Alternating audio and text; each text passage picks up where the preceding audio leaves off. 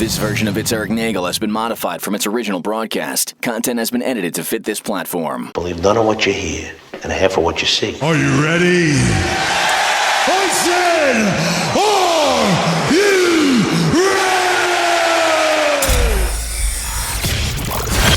ready? It's Erik Nagel. And it starts now. Ladies and gentlemen of the universe, the next voice you hear, it's Erik Nagel. And thank you, Scott Shannon. Hello, everybody. Welcome to the program. I am Erik Nagel, and joining me, as always, from the hopeless face of the sun. The face of what? Face of the sun. That is true. Oh, yeah, that's right. I saw you guys in the news for a quick blurb of that it's ungodly hot out there for the first time in March. We hit 100 yesterday, and then we set an official March record of, I think it was, 105 degrees today. Yes. It's March. I saw one of the New York newscasts talking about that and then just went, glad we don't live out there. And that was it. And they quickly moved on. But before you hitting the East Coast. Yes. But before you quickly move on, let me tell you a few things. If you're on the iHeartRadio app, do us a kindness. Put us in the number one position on the presets.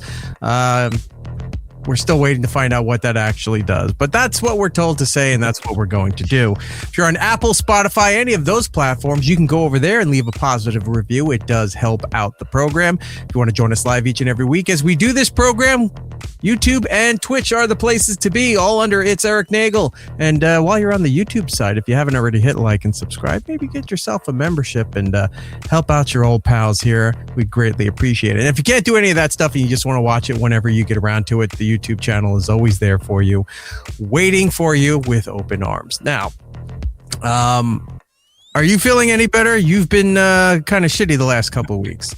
Oh, much better. Good. Yeah, like way, way better. Which is funny because I think I drank something wrong right before you came on and I started coughing. I'm like, of course, I'm fine all week. And the second we're about to start the show, something's happening where I think I'm choking to death. So, but nope, everything's good. Everything's fine. No issues, no coughing. Everything is perfect, which is, I know I'm jinxing myself. Something bad's about to happen. So we'll see. It's almost as if it's in your name. I know, right? Right. Jordan? Well, if you feel like the need that you're going to choke to death, please do it on show because we could use all the attention. Yeah, of course. No, I'm ashamed. As for me, I've been okay up until about 4 days ago. I've been having, I don't know what has been going on, some sort of stomach issue where, how do I put this? It's not a matter of censoring it. It's just trying to keep it from being completely disgusting. Having to evacuate, I will say, has been a bit of an issue because it has been nonstop for 4 days. And I'm starting to think, all right, by the fourth day, this is probably an issue I need to pay attention to. I've been drinking a lot of water, been drinking, what was that stuff that I got? Kaopeptate? Ew, God, I haven't heard that word since the 40s. I know, because all the other stuff was either Pepto-Bismol, which tastes like chalk and bubble gum, and what was the other one? Not Mylanta. Milk of magnesia. Oh, that's for heartburn and stuff. Yeah, you're right.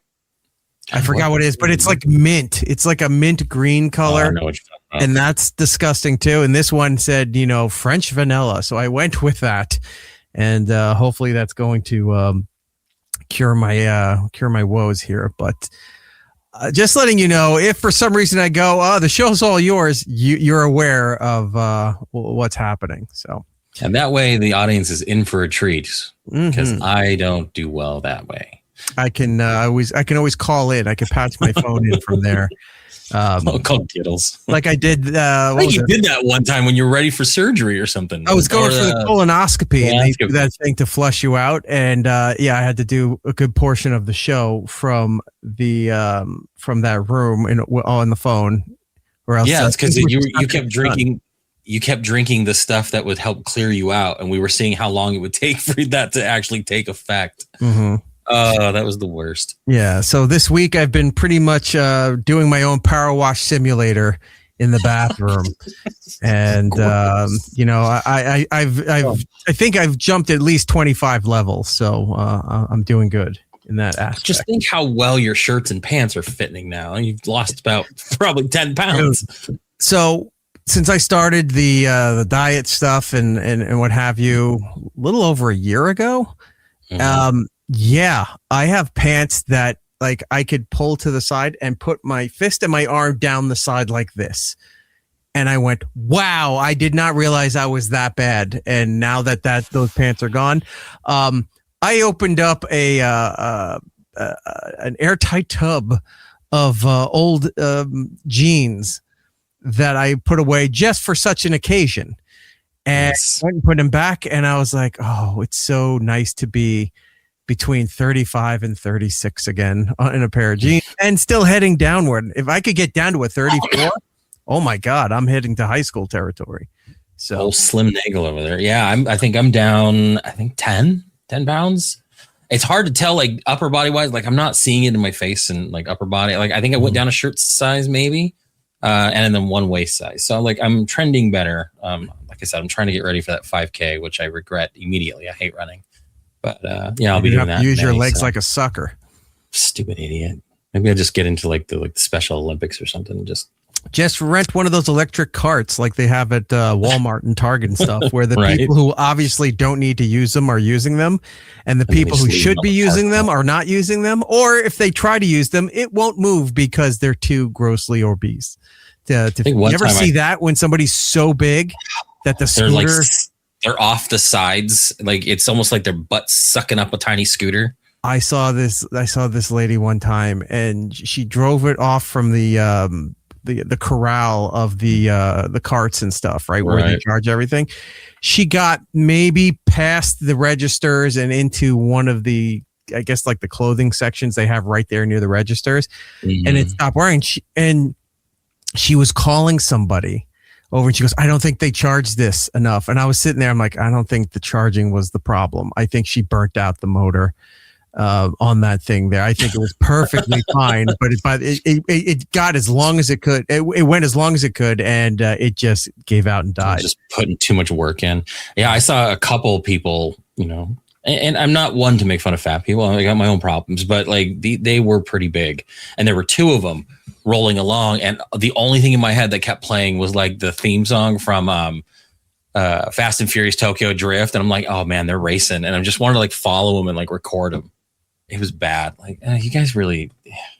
God forbid, if I ever get to that point, I'll just kill myself. Oh yeah, there you go. We're going to show Elf Twin Films here. When a scooter commits suicide, I didn't commit. Well, you know what? I think after the fact, it just said I can't do this anymore. But it was pushed to the edge unwillingly, and that poor scooter, you know, will remember you always. There's a service memorial in the hallway there with a photo. It did all it could. You smell that smell of like burning electricity, like the wires are burning because the motor's burning out. Yeah, and they gave money to his wife and hoverboard. There was nothing else that could be done. Anyway, where are we at? We got a bunch of stuff to get to the show today. We had a bunch of stuff that we were going to bring to the show. I was on a few other shows in the past week, and all of them couldn't get me their stuff on time, so we're going to have to save that for next week. It all started coming in right as we were getting ready to do the show. It's like, oh, here's this, here's that, here's the audio link, here's the video link, and I'm very appreciative, but I was trying to get this, you know, for the last few days so I could edit it up nicely and, you know, have a nice package to present besides my own over there, and we just couldn't do it. So next week we'll have all of that stuff for you. But I do have something I do want to show you. Cross promotion, people, come on. A company, well, actually two companies reached out to me. They're doing what we call a joint venture, and reached out to me and said, hey, we got word that you guys are big Dr. Pepper fans. Could we send you some stuff to talk about on the show? And I said, what are you thinking? And they told me, I said, oh, we have a big box of stuff. She didn't actually give me all the details. She just said, we have a big box of stuff for this promotion that we're doing. We'd love to send it to you. I said, okay, please feel free. Well, the giant, there's two boxes. The first box came earlier today, and I did that little promotional video for it, which is up on Instagram and TikTok. The second box showed up around 7:30 my time. So both boxes arrived. What we have here, I didn't bring the entire box down because there was no need to do that. But are you familiar with Johnsonville sausages? Yes, and the Johnsonville brats. I actually remember their old commercials where someone was yelling Johnsonville brats all the time. I'm not familiar. You don't remember that? But now I want to watch that. Anyway, so they're doing a crossover with Dr. Pepper for Dr. Pepper flavored smoked sausages. Now, immediately I'm thinking, you ever have like the barbecue sausages or the barbecue hot dogs that they have as appetizers in some places? Yeah, sometimes it's grape jelly, it's barbecue sauce, it's a few other things, right? Mm-hmm. But sometimes they do instead of barbecue sauce, it's a soda, right? Now we know Cheerwine. If we're fans of Cheerwine, it's a regional soda down in the Carolinas. Cheerwine, and even Giddle said over at his place they're doing Cheerwine soaked sausages that are very popular. But we've seen this before where they do some stuff like this. So I'm thinking, all right, these are probably the sauce to go with the sausage, right? Oh, no, it's in the sausage. So they sent over a few packs of the sausage, which I'm going to try grilling this weekend. But they also sent a bunch of other stuff. They sent this giant bag saying, I tried it and I try it again. Maroon is not really my color, but I understand it's the color of Dr. Pepper, so I'm not going to be picky about it at all. So they sent over a bunch of stuff. Some of the stuff I left upstairs. They sent over these high-end New England style cut, by the way, brioche buns. What's a New England style cut? Okay, is it like a split top or? Yes, when you have the hot dog bun, it kind of goes like this. Right. But if you make the bun, instead of opening it on the side where the bottom is just a thin crease, so you put stuff in there, it falls apart. The New England styles, you just cut it along the top. Okay. And that's how they do it for lobster rolls and things like that. So New England cut, I'm a big fan of the New England cut. So you could put your hot dogs and stuff in there. They sent me a bunch of koozies. Those are cool. That's not a question I wanted to ponder in my life. Is it soda or is it sausage? You shouldn't drink one or eat one and go, is it the other? I'm not quite sure. I don't know how to describe this because I know Dr. Pepper's been doing a lot of collaborations lately. They've been doing the beef jerky. They did that. Ice cream. They've had those ice cream out. The ice cream, the Bluebell ice cream is fantastic. I cannot recommend that enough. If you have a supermarket that sells Bluebell ice cream, I believe it's back out again. I think that it's now becoming a regular summer. I think it's just been out. Like they just have left it out on the shelves. I haven't seen it go away. Yeah, so Bluebell ice cream, find the Dr. Pepper ice cream. It's fantastic. Also, their banana cream pie one is really good too. Bluebell has some good flavors. Yeah, Bluebell is definitely a top tier thing. The last time we had let me see if I can find this here. I'm going to switch to you a second. The last time we had a Dr. Pepper crossover thing, they had sent us that chocolate Dr. Pepper. Do you remember that? I love that chocolate Dr. Pepper. It tasted like a melted Tootsie Roll. And it was actually really good. And I'm not like a huge Tootsie Roll fan. Like I liked it when I was younger and you get them when you trick or treat. No one ever goes and buys Tootsie Rolls on its own. Right. But I really, really enjoyed that Dr. Pepper chocolate collab. It was like very limited edition. You had to order it or win it from Dr. Pepper. It was really hard to get. So obviously we don't have it anymore. They sent us several cans of it, but I have the thing that they gave us that was so good. For the chocolate Dr. Pepper. But they also had given me this too. Oh, Little Sweet. I've got a Little Sweet. You do? Somewhere. Yeah, it's somewhere in my closet somewhere. Okay, good. That one was a hard one to get because you had to fill it out some kind of form on the Dr. Pepper website around the same time as that out. Right. And then you either got it or you didn't. I ended up getting that one for free, which was pretty cool. Yeah, I did too. They sent it with the chocolate Dr. Pepper and stuff. So I was like, all right. It was hard. It was weird because when those commercials were really around a lot and very prevalent, it took me a long time to realize that was Justin Guarini. He's Little Sweet. From American Idol? He's Little Sweet. He was the one in the commercials. Oh, wow. It could have been that other guy from American Idol, Constantine. Remember him? He was on Broadway for a while. Yeah. Yeah, maybe. But yeah, no, that was. Guy? No, he's I think he's like half black or something like that. Whatever. He's a mixed bag. He's what our terrible chat would say, a mulatto. So all right. So anyway, there's that. They gave me this, which I don't know if I'm going to wear. Swalty? Please wear swalty. What? Is that supposed to be like sweet and salty? Yeah, I guess. I also realized I haven't worn a baseball hat in forever. It's been a long time. I don't have the head to wear a baseball hat anymore. I mean, you don't look terrible. I mean, I still don't think swalty is something you should be promoting, but overall, like the color's not bad, and then like the fit isn't terrible. The color's terrible. I mean, look, why do you hate maroon? I don't know. Like growing up on Long Island playing baseball and I did bowling too, because you had to do a winter sport. Some of the townships we played with all had maroon coloring. It was like we were red and white. It was great. They had maroon coloring, and it always looked depressing whenever you would play on their field, or if you'd go to their school, or they'd come to you. Whatever, their colors were always like maroon and gray, maroon and white, and it's just like it looks so depressing. That's weird. I've never like thought of it as a depressing color. I always liked the name though, because like there was an old hockey team called the Maroons, and that was like 20s, 30s. But then like remember like Bugs Bunny would always call someone, "What a maroon." Yeah. I don't know why. I just always love that term. I'm not meant. You're not a backwards hat person. I look like Lars for some reason. But yeah, I don't. You also play drums shitty? Yeah. Yeah, see, like I'll wear my hat backwards a lot, but like you're definitely a more forward hat wearing gentleman. I think you have somebody in your family that would be interested in this, so I think I'm going to have to mail that out to you. Yeah, if you send that out, it might show up somewhere else. All right. So anyway, there's that and there's that. Now, they sent a bag to go with the sausages when you're cooking it, right? Mm-hmm. And it says, hold your comments until you add condiments. So I said, oh, okay, they're going to provide condiments for this thing. I wonder what they're giving me. First off, Funyuns. I mean, Funyuns are good. I like those. Well, if you didn't know I'm using a green screen right now, you do now because of the Funyuns thing. I forgot that you were too, because the bag looked weird. I'm like, what is that? I thought that was Funyuns. Yeah, that is the Funyuns thing.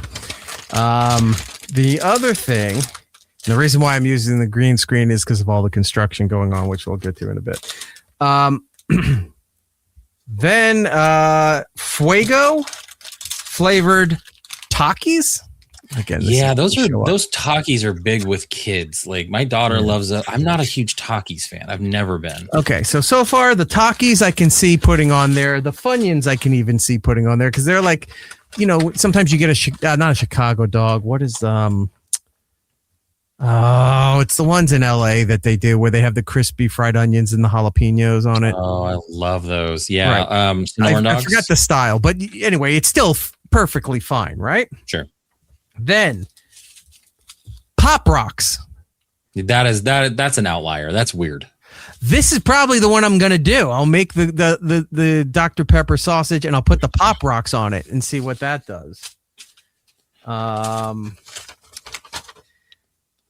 can't wait till you post a picture of you making a Dr Pepper dog and then putting Pop Rocks so I can ridicule you so much after all the things you always say when I send you what I've made. I can't wait for this. Kinders, big fan of the Kinders. Send a little bottle of their barbecue sauce. Hot honey. Did they not know that you've been rallying against hot honey for weeks? No, they did. That tastes good though. I'll give it a try and see. This might actually make sense to go with that. That would be good. But as I was opening this, I swear to God, this is either Rob or Jordan putting this together. And then came the little mini bottle of tagine. And I said, okay, Jordan definitely sent this to me. This was a big goof on me the entire time. So I got a little bottle of tagine to put on it, or tahine, however they pronounce it. Tahine. This one, I'm actually curious to try, and I think I might like. It's a sour cherry spread. Davina is the name of the company. Never heard Sour of it. cherry spread. So it looks like, when you get the jelly for your toast at a diner or something. Hold that up. Let me see. Hold that up again. Let me see. Okay, Davina. Okay, I wonder if it's like more of like a jam or some kind of, like sometimes they do bacon jam for hamburgers. Yeah, you get that kind of sweet flavor. I would think the cherry would pair well with Dr Pepper, just because that's kind of almost part of that. A bacon jam could be very good. Bacon jam. If you get that on a nice like pub burger or something, it's fantastic. Mm-hmm.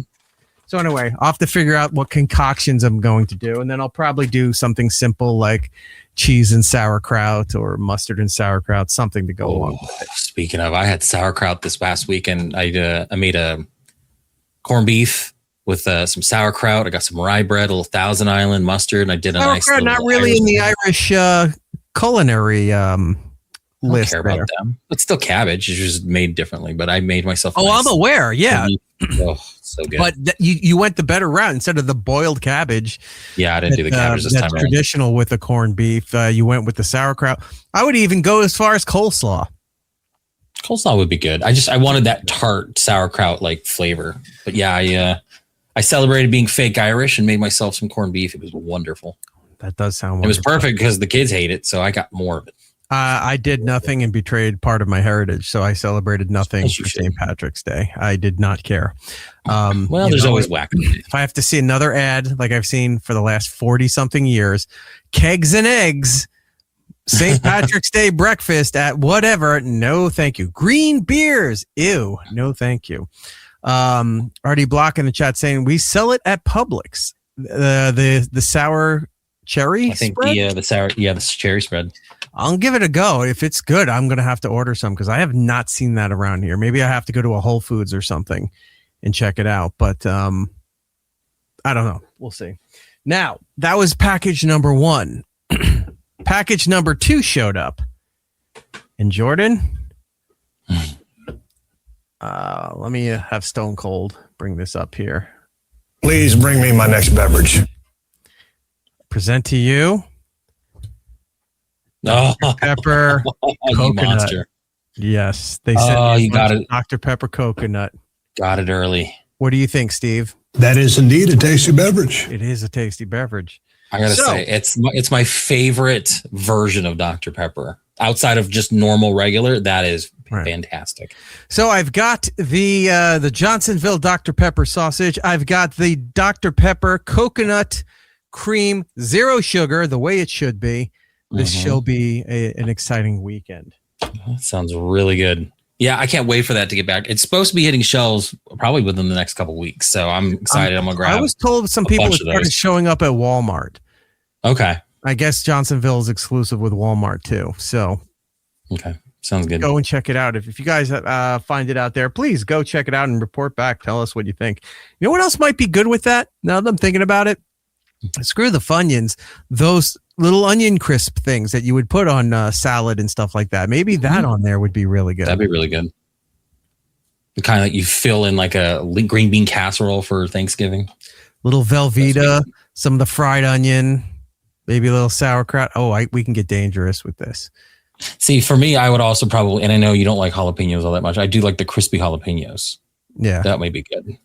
Beth in the chat is mad, saying, son of a nutcracker, I've never found it here in Bumblefuck, Pennsylvania. Good news, it's coming back out. They're re-releasing it again. They should keep, I'm telling you, they should keep the coconut cream version out as a permanent flavor. Get rid of the strawberries and cream one. I like strawberries and cream, but it's very sweet. I prefer this flavor. Definitely prefer this more. Nope. Don't need that. Well, they're calling it a summer flavor. Like it's supposed to be a summer flavor. I'm like, just leave it out. If it's going to be a regular summer flavor, not just like a limited edition thing, seasonal, like peppermint bark is, for Christmas time. If you make it a seasonal reoccurring flavor, I'm perfectly fine with that because it's great in the summer.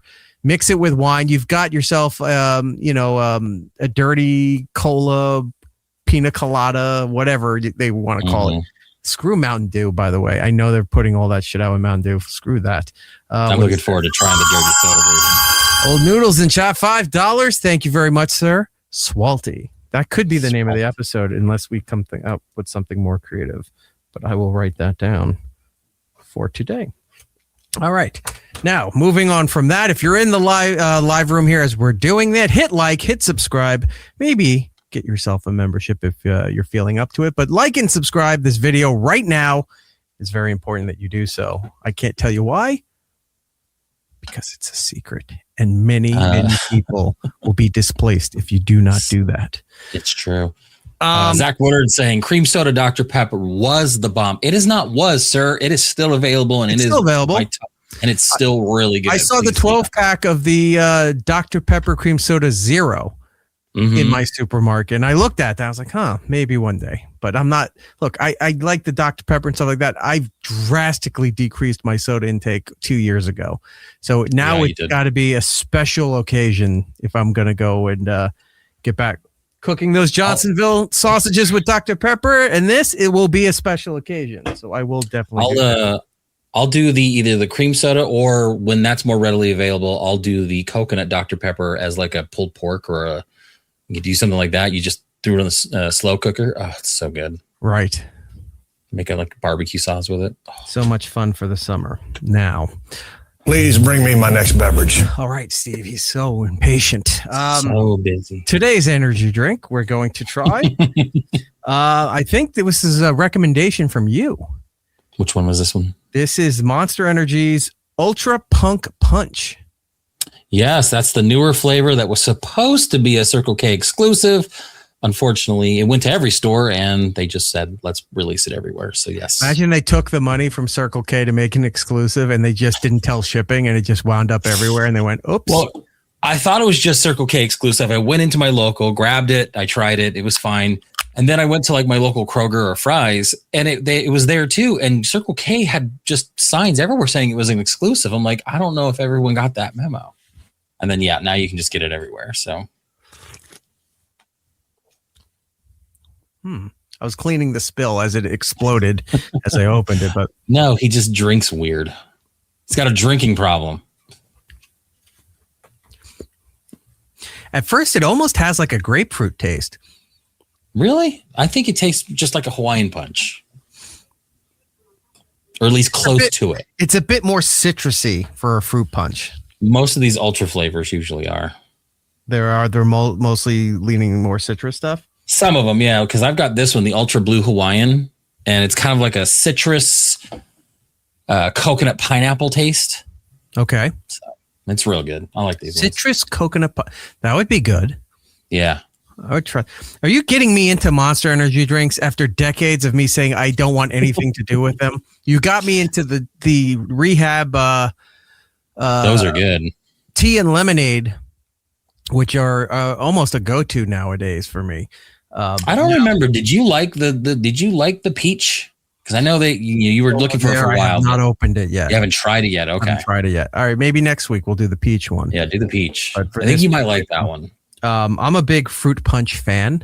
What was it? Celsius has a cosmic fruit punch or cosmic punch pop, whatever it was called. In the small thinner cans was good, but they have the bigger cans that are called Essential. They had a fruit punch in there, which I became a big fan of, and they got rid of it. They got rid of the whole thing. Like they cut back a lot of flavors. They brought in like strawberry dragon fruit. No one gives a shit about dragon fruit. They really try to make dragon fruit a big thing. I saw Arizona Iced Tea came out with their other, like, I think it's a rehash of one they did last year, but it's like dragon fruit something. I'm like, why do you guys care about dragon fruit so much? Noodles is saying Jordan is secretly sponsored by Monster, is trying to sneak the brand into the show. Are you really? I just think that's really lame. It's like people only do things for money. And that's just really sad. Oh, Newbern, little, yellow, different, better. So fun. It's one of my favorite clips. That's such a great movie. Now, fruit punch isn't bad. I think it's better cold. It wasn't cold. Oh, all of them are better cold. Anything lukewarm or like room temperature are just not as, I don't know. You got to have them cold. I don't hate this. This is actually fairly decent, I will say. It is worth your time and your money to play around with this and give that a try. if that had not come my way, we were going to do the 3D Energy watermelon. I've seen those a lot too. Yeah, but we haven't tried that one yet, so we'll get to that one at some point. Let's see. Did we do all the other nonsense stuff that we needed to do, food-wise, whatever? Oh, yeah, this was given to me, too. So I eat dark chocolate. The Ghirardelli. That's it, everybody. Good night. I'm just kidding. The Ghirardelli's like the 60% or the 72%, whatever, those dark chocolates, I like those. This was introduced to me. It's good. I still like the regular chocolate without filling in it, without the jelly or the fudge or any of that other stuff that they put into like a hollow center for it. But the Ghirardelli Square's dark chocolate lava cake. Oh, that sounds good, but I still like I think there was the raspberry.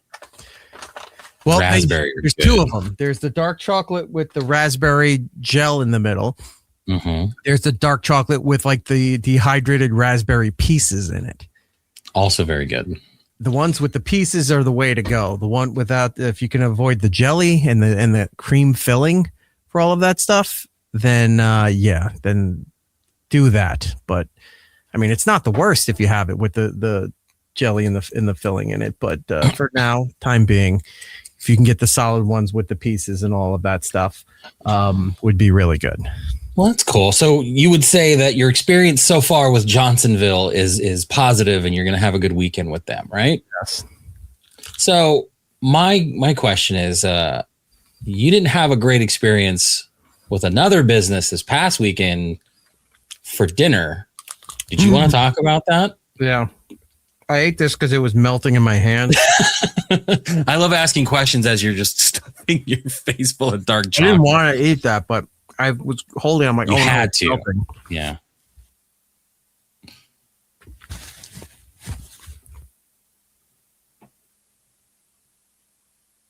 It's cool. We'll just wait on you, Eric.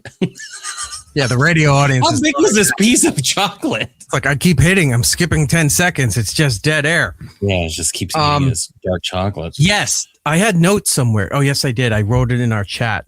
Yeah, you wrote it in our chat. And I could always fill in the gaps if you need to, and I can keep that up. Yeah. But I didn't see it on the show sheet, and I did not forget because Rob and I were sitting there in real time watching just the night of nights playing out. And we haven't had a night where Erik has gone out and had just terrible time at a restaurant. Yeah. And, so I was very excited to see that. It's always a pleasure to watch your life implode in real time, especially when it comes to dinner, because you never are happy. And it brings a smile to my face. And I wanted to talk about it. We went and tried a new restaurant.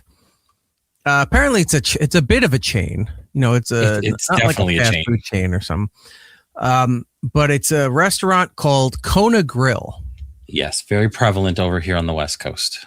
Okay, so it's like a hybrid of like a steakhouse and a seafood sushi. Japanese kind of, it's like sushi and steak mixed together and what have you. Was it's not Asian surf and turf. Yeah. Was not a good experience. Not at all. It started off okay, but then turned into a complete disaster. I'm trying to see where my notes are to start so I can remember what was going on here. Well, you sat down.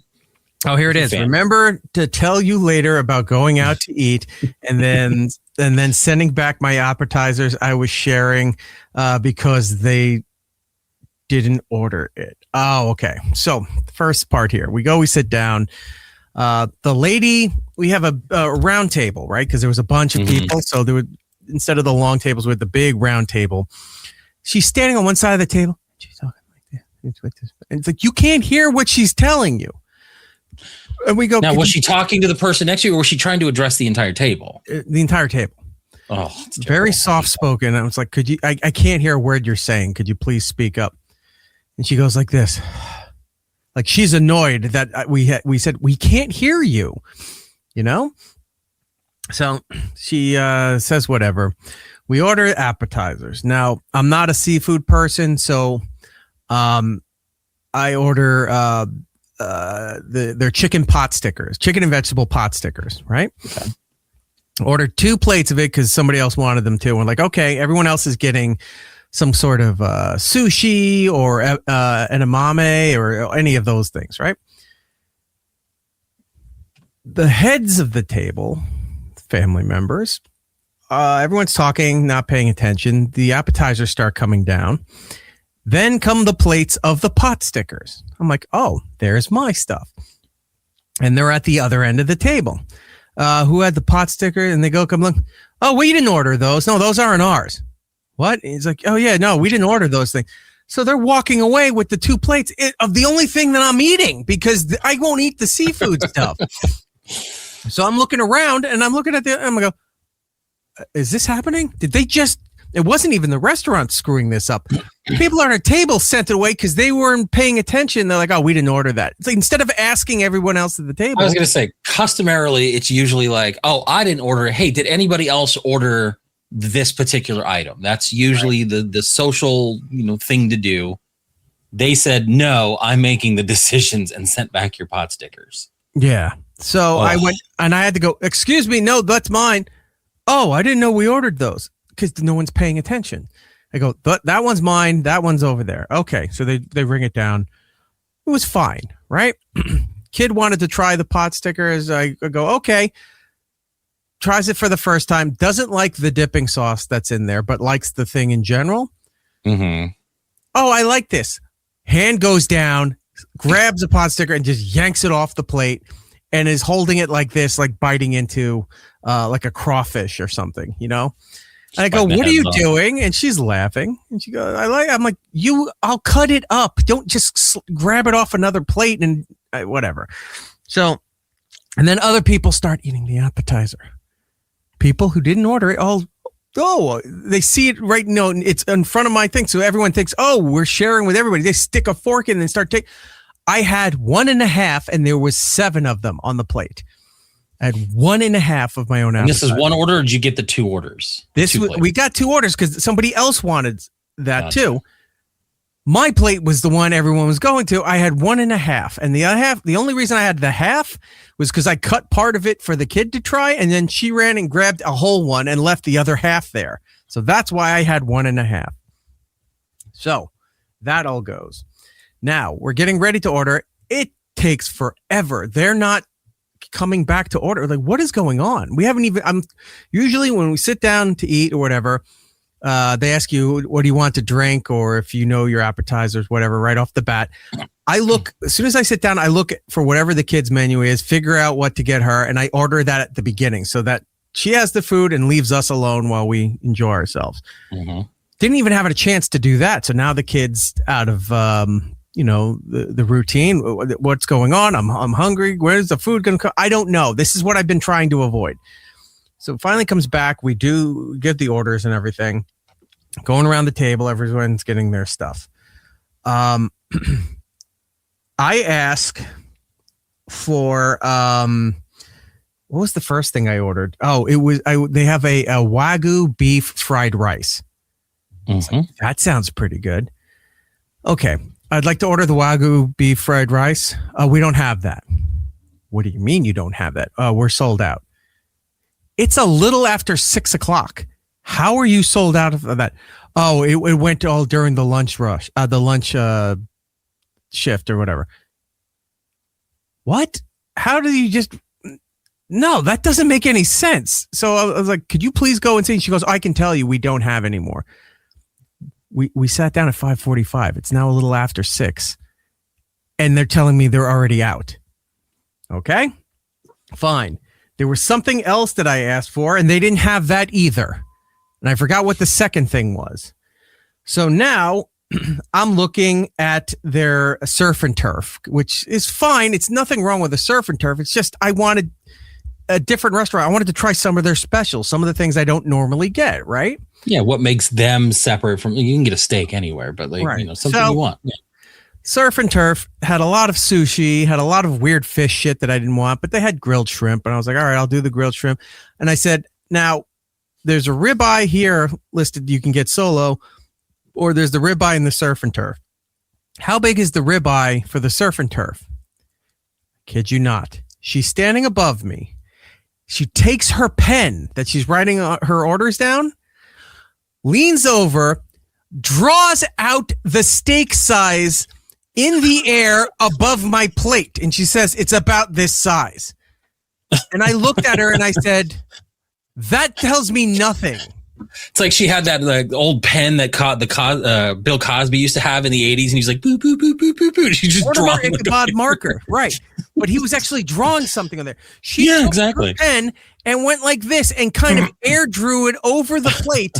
She's like, it's about this size. Like anybody else would be like, maybe like this, or I don't know. I'm looking back at my notes here. I asked how big the ribeye was with the surf and turf, and the waitress air drew the size of the plate.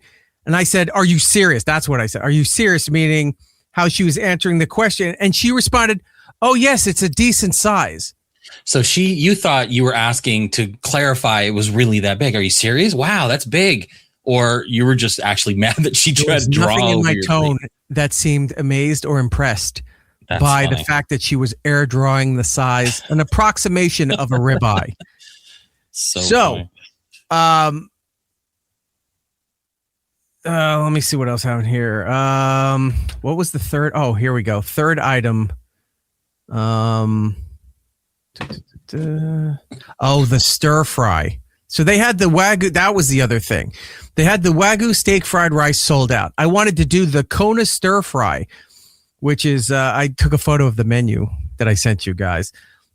Chicken, carrot, cabbage, cilantro, shiitake mushroom. I was going to ask for keep the mushrooms out. Chili, garlic sauce, broccoli, sesame, and jasmine rice. They were out of that too. Two of their main features were already sold out, and it was 6 p.m. Right? Like I can see the Wagyu steak being out. That's it's a higher end beef. I get it, but like everything else, that doesn't make sense. Right. So I'm pissed off about that. It says third item sold out after we already ordered. That's what it was. Yeah, I ordered the fried rice after she told me the stir fried rice after she told me the Wagyu was out. She came back and said that was gone too, and that led to the surf and turf with the air drawing of the ribeye.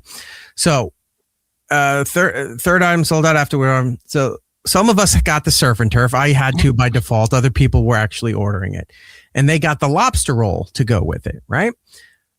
Came back and said the lobster roll was sold out. So the other people were there like, what? And they're like, yeah, we don't have any of that. So they said, all right, well, can we have the spicy tuna roll instead? They were told no, but you can have the California roll. Now, I didn't hear this, right? I was focusing on my decompression method of not blowing up from having to deal with a simpleton like this trying to take my order. So apparently they just said okay, not really wanting that, but whatever. So now we're all talking about stuff, and I was saying, yeah, 3 different things I wanted were gone, and I'm doing that. Oh, they just came and told us we couldn't have the lobster roll. Why can't you have the lobster roll? They didn't have it. So they don't have the stir fried rice, they don't have the Wagyu fried rice, they don't have the lobster roll to go along with this. So I'm like, what did you get? And they said, oh, we asked for the spicy tuna roll, but they told us, no, you can have the California roll, which I'm not 100% sure what a California roll is, but I'm pissed. Avocado and a bunch of it's generic sushi. Yeah. So now I'm pissed off, and I go, all right, I'm done. So I stood up and I went and found the manager, and I said, come over here. And I brought him to the table. And I said, lead him by his tie, hooked right in the nose like Three Stooges. Get over here. He's like, he's coming down the hallway there. Oh, wise guy. I bring him over. I explained what was going on with my stuff. And then I said, then I find out the ladies over here ordered this. And then we're told, all right, well, we'd like to do this. And then we flat out said, no, you can have this. And that's what they were stuck with. And the manager goes, no, we can take care of that. They can have the spicy tuna roll. I'm like, well, please go tell them that before they start making everything else here, because so far this has been a less than desirable experience at your restaurant here. Okay, so he wanted to go, and he said they would That's the least they could do to make up for that. So they were going to do the spicy tuna rolls. All right, fine, great. I ordered so real quick while you're doing that. Yeah. Only Noodles says Kona Pad Thai is really good though, which I will follow up with Rob's comment on the Pad Thai. $31 Pad Thai. Fuck you, I'm out. Yes, That was exactly. his commentary right as he did. And then Rob is asking, at this point in the meal, did the other people in your party notice you melting down? Yes, and they were now on board with me. For once, they were on board with me. They never care or understand the issues I go through with restaurants and people fucking with my food. They were now, because now their meals were interrupted. Again, listen how this meal started. They saw my appetizers because they were not paying attention and sent my appetizers back because like, oh, we didn't order this, because they were not paying attention to the rest of the table. And then I had to go, no, bring those back. That's for me and for that person. We ordered those. So already you can see this has gone downhill very fast. The Wagyu stuff. What is my note here? I ordered the Wagyu fried rice, sold out. I asked about the Kona stir fries. That sold out. She told me it was kind of meh. And I said, what's wrong with it? And she couldn't describe it. And I said, is it bland? She said, yes, it's bland. I said, how could you not describe that? That's right, too. I said that to her. How could you not describe bland? You know, if it doesn't have any real good taste, why? You can just say it doesn't taste that good. So I went with the surf and turf, and that's where she drew out the fucking size of the ribeye for me. Now the steak, she asked how I wanted it, medium rare, right? Not very surprising. Most people get it medium rare. A lot of psychos get it well done and burnt. But other than that, medium rare is the right area for it. Now, when you go to a place you've never been, like you've never been to this place, do you ask what their version of that particular cooking style is? Because a lot of places, if you ask for something like, say, medium rare, it'll come out more cooked or less cooked. It's a varying degree. Sometimes you got to really ask them. Did you happen to ask that question before, or you? I did not. I didn't think to ask that. No, okay. I should have, and I didn't. Oh, Bedabbler's here. What's up, Rocco? Ribeye and lobster roll is not surf and turf. How dare they? I know there was a lot of weird concoctions on this menu that didn't make any sense. So the steak came out. And I said the steak was wrong. And the waitress said, what would you like to do? And I just stared at her because she asked me, there it is. Does that look medium rare? You barely see any pink. This is cooked through. Yes. Like if you want medium rare, you're going to have to see a little bit more pink in this. Right. This is still edible, but that's not what you ordered. Right. So,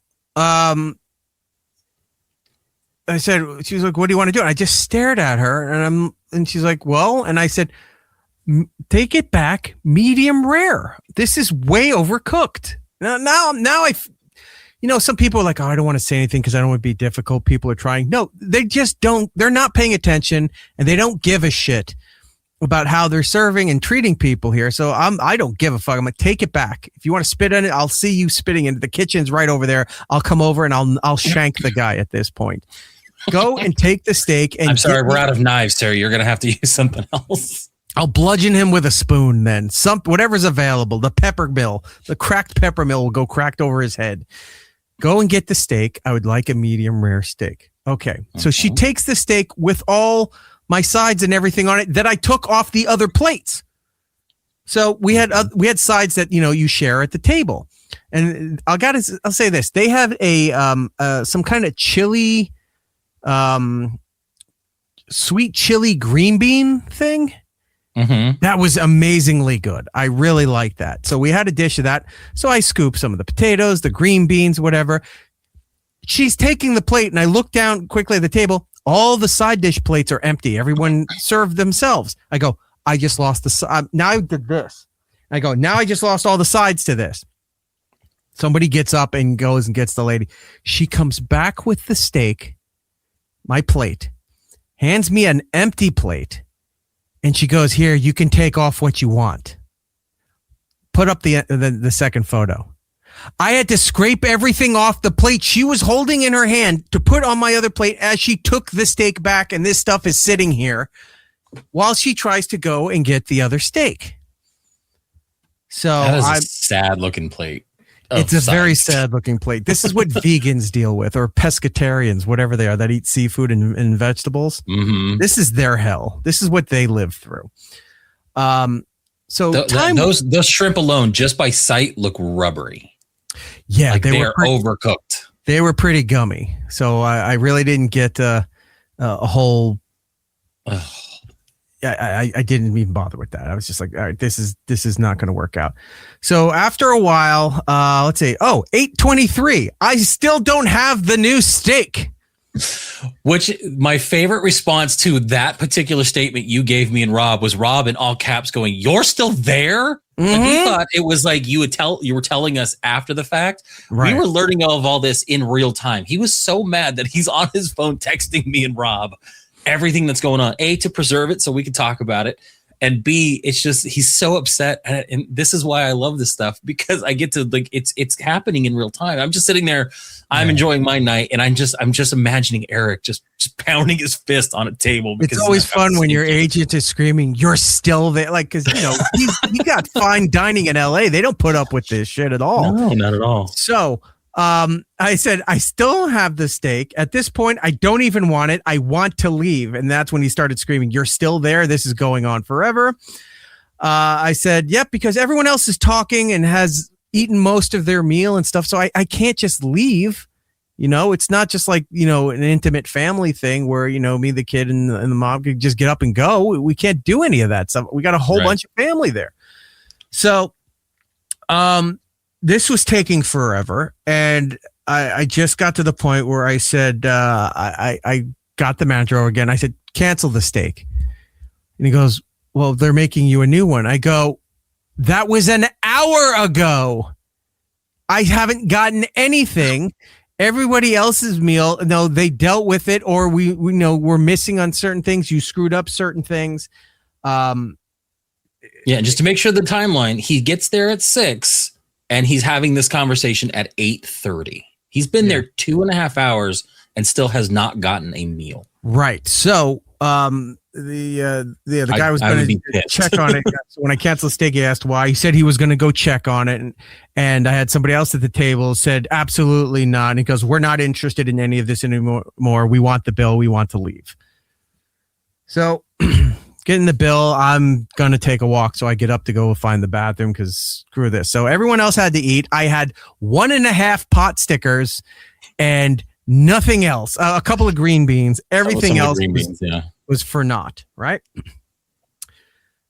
They come back with the check, and I wasn't there for the check because otherwise, I would have thrown the card down to go in on it. So somebody else was picking up the check, which was very nice of them to do that. But I heard the arguing going on. Hey, I heard the snap, and I'm like, ooh. Someone's calling for that bill. When the Italian starts snapping, that's bad.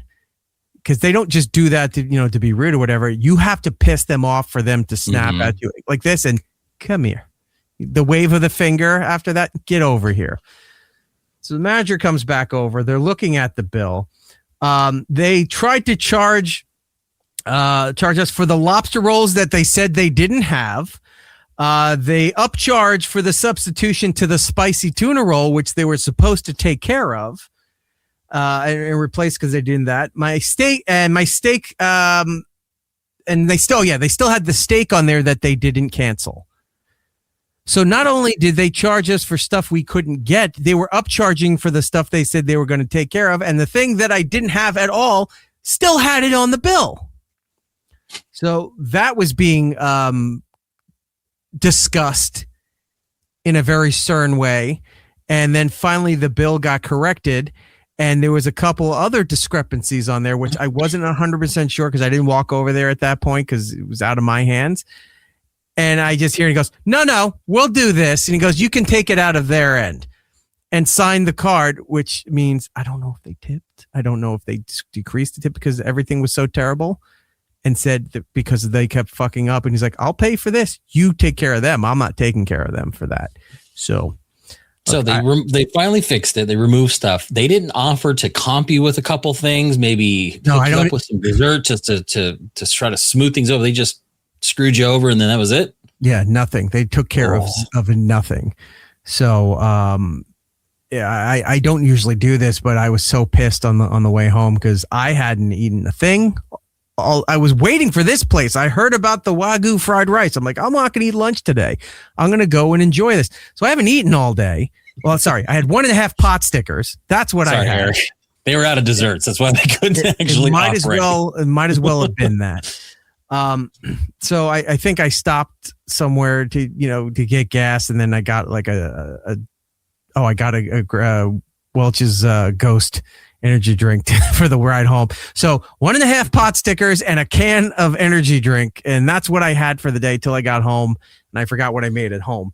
But yeah, I actually posted out. It's going to do anything, but on my social media stuff and tagged them and said how terrible a place that is. Yeah. You were all over. Like, usually you kind of keep quiet of where the location is or where you went to. You've had these stories before. You never really mention it. You were this mad that I saw you. You were telling us, and you didn't even tell us it was Kona. I saw that the menu, and I was like, "Oh, I know that place!" Like immediately, and we were kind of making fun of it. And then, yes, I saw you all over your social media, just like this was terrible, bad. It was, it was good. Yeah, I loved watching it happen.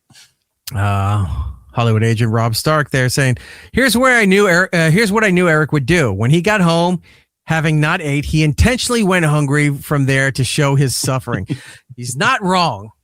He's not wrong at all, because I was also told we can just stop and get something on the way there. Well, there was a KFC near it, and I'm like, all right, and the KFC was closed. On a Sunday night, I told you to go get the big arch, and you were like, I'm not even that desperate. No. Because, I mean, look, KFC would have been fine. They have the Twister back, which I thoroughly enjoy. Yeah, I would have taken a Twister and just ate that as I drove home, but no, that wasn't going to be available to me because it was closed at 9:00 for some reason.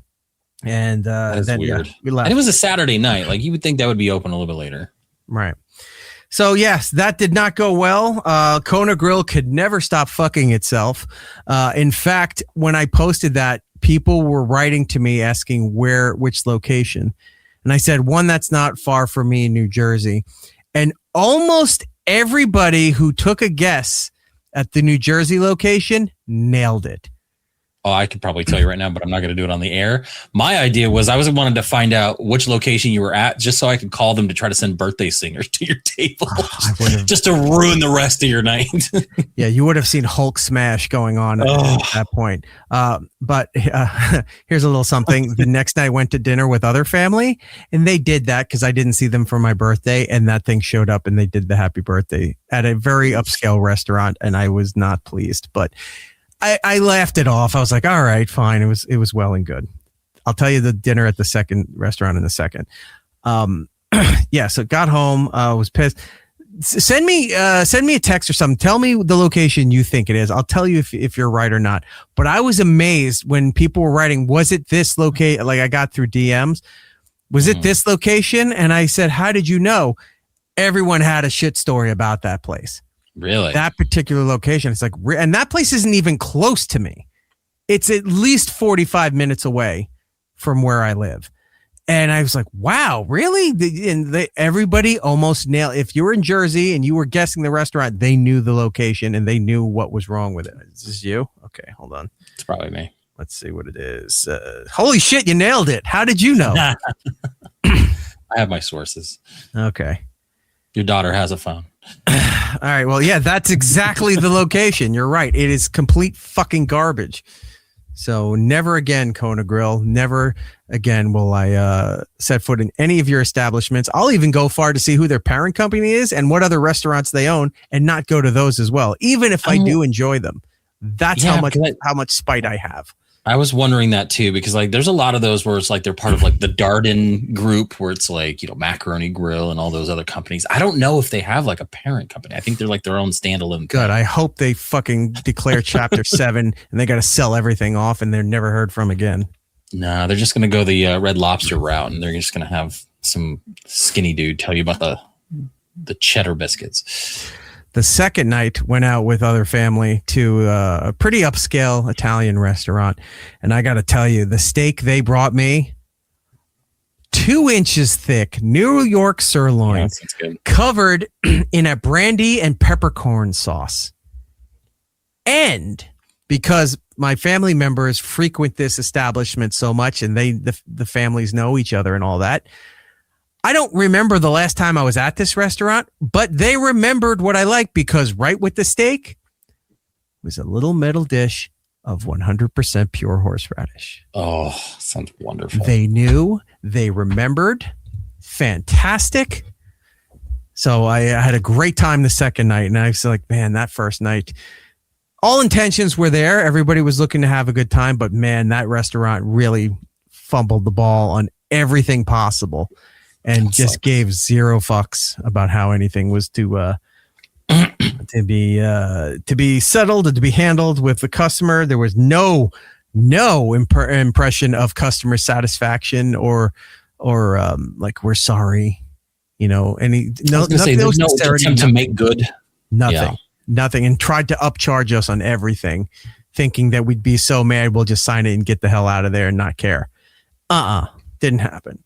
So anyway, first night restaurant, terrible. Second night restaurant, amazing, fantastic. Nice. And there is that. You don't have any dining stuff going on, do you? I'd love to hear a story from you like that. God, no. Like, I mean, it's been a quiet week. Just been being lazy at home. Like I said, I had the corned beef and made a good sandwich. But yeah, it's been quiet. Hold on. It's weird. Their parent company owns Benihana. This makes so much sense. Because, have you ever been to a Benihana? I have a few times. So you know how Wednesday we were supposed to do that poker show, and I had the scheduling thing, right? Well, because family made arrangements before asking with me that we had plans or whatever, we're going to redo Andy's poker show. I think next week you and I are going to do it. Yeah. And I felt really bad. I had to tell him, I was like, look, I'm sorry, my family made plans without me, and I just nothing I could do about it. We were supposed to go to Benihana's. And the reason why, it was just to take the kid for the experience. I know there's better places, but it's a chain. The kid would love the fucking show at the grill, the onion volcano, all of that stuff, right? Heart ice. I mean, the family members that wanted to take the kid there. And I was like, all right, that's fine. I can do that. Made mention to somebody that I was like, yeah, I haven't been to, I don't know the last time I ever been to if I had been to a Benihana's, that we're taking the kid there. And the guy goes, where? Which location? And I told him. And he goes, oh, you don't want to go there. Why? He goes, I do. I'll give out the location. It's the one at the Short Hills Mall, which is a very upscale mall in the state of New Jersey. And he says, oh, I work. His company's contracted to do certain things for that mall and that establishment and stuff, right? What am I hearing? Oh my God. That weird. I don't know. I clicked on something. My bad. I thought someone was in here with me. I'm like, who's talking? Hold on. It freaked me out for a minute. So his company's contracted to do something at that establishment, that mall, right? And he said, I did work at that place. And he goes, it's disgusting. He goes, it's not very well clean. It's gross. It's whatever. And I said, really? He goes, I would not go there. So we scrapped that Benihana. And now that makes more sense that they own the Kona Grill. The Kona Grill was total shit. Now we found out the Benihana's was completely disgusting as well. So I was gonna say, I think the only Benihana's I've ever seen are usually attached to some kind of mall, like either in that vicinity, like parking area, or attached to it. I think the best, and I think that table side kind of cooking is called teppanyaki. I think the best one I've ever had, oddly enough, was at Disney World. Like they have like one of those, and you have to like make reservations, and it was actually really good. Definitely better than Benihana. The Applebee's of Japanese. I have people listening. They're telling me, he's like, what restaurant was terrible? Where did you go? I'm texting them right now. It's like, all right, people are listening. All right, fair enough. It's funny. So what is Noodle saying? Benihana heard you canceled on them, so they called their little brother Kona to get you. No, it was the other way around. Kona was first. He went to Kona first. And then the Benihana's thing was there. So we're going to another place to take the kid. It's I guess it's independently owned, but it's a bit more upscale. Pan Express. Yes, we're going to. Here you go. Yeah, just let her loose in the food court. Have fun. Orange chicken. Get whatever you want. You're at the same mall. It's just a different place. You're getting like you're getting a steak and shake or something. No, I found this other place online that's not far, and I'm looking at it. I'm like, oh my god, they have the old aesthetics in there. That it looks like, it's really trying to be like old Japanese decor and glasses and the seating and like they went all out at this place. I said, ooh, I'd rather go there and try that out. So I'll let you know how that place goes. When are we going? I think Sunday. We'll go and I'll try it out and I'll let you know how all that goes. Well, I hope for your sake it's a good experience. I hope for the show's sake it's terrible. We get to hear about it next week. I know. Here's the problem on how much I want you to be happy. The problem is that I root for both. I walk in there and like, let me just feel which direction it's going. And if I feel a certain direction, I'll lean into it because I'm not above either direction. I'd like to enjoy it, but it's the better story if I don't. So right. I'll let it unfold and then I'll just follow I'll go where the river takes me. And I'll report back on all of that. Our show's Pocahontas. Right. If you're in the live room right now, hit like, hit subscribe on this video and to the channel. If you want to get yourself a membership, it does help out the show. We would appreciate that. It's not Club 33. No. I was answering another question. Oh. St. Ranger was saying Disneyland has a club that serves alcohol drinks. Club 33. That's Club 33. Yeah, I got to see if. Well, now you can go. Now you can go into Star Wars Land and go to the Oga's Cantina. I think I'm taking the kid for the first time. Nice. And I got to see if I still have access. It's been so long. The last time I was at Disney was 2019, so I don't know if I still have. I know I had the golden tier, whatever membership shit. I don't know if I have Club 33 access anymore. I'll have to go and look into that. You all fancy. Well, you know how it started? From buying Disney VHS tapes, where you start with the movie club and then the movie club got absorbed into something else and something else. Now it's the whole fucking experience. So all those points that I had transfer over from generations into there. And then it's like, do you want to become a gold member? Yeah, I pay whatever the fee is. And then you get access to D23. Like you get the window to buy advanced tickets. And I never go to that thing, but it's that kind of tier.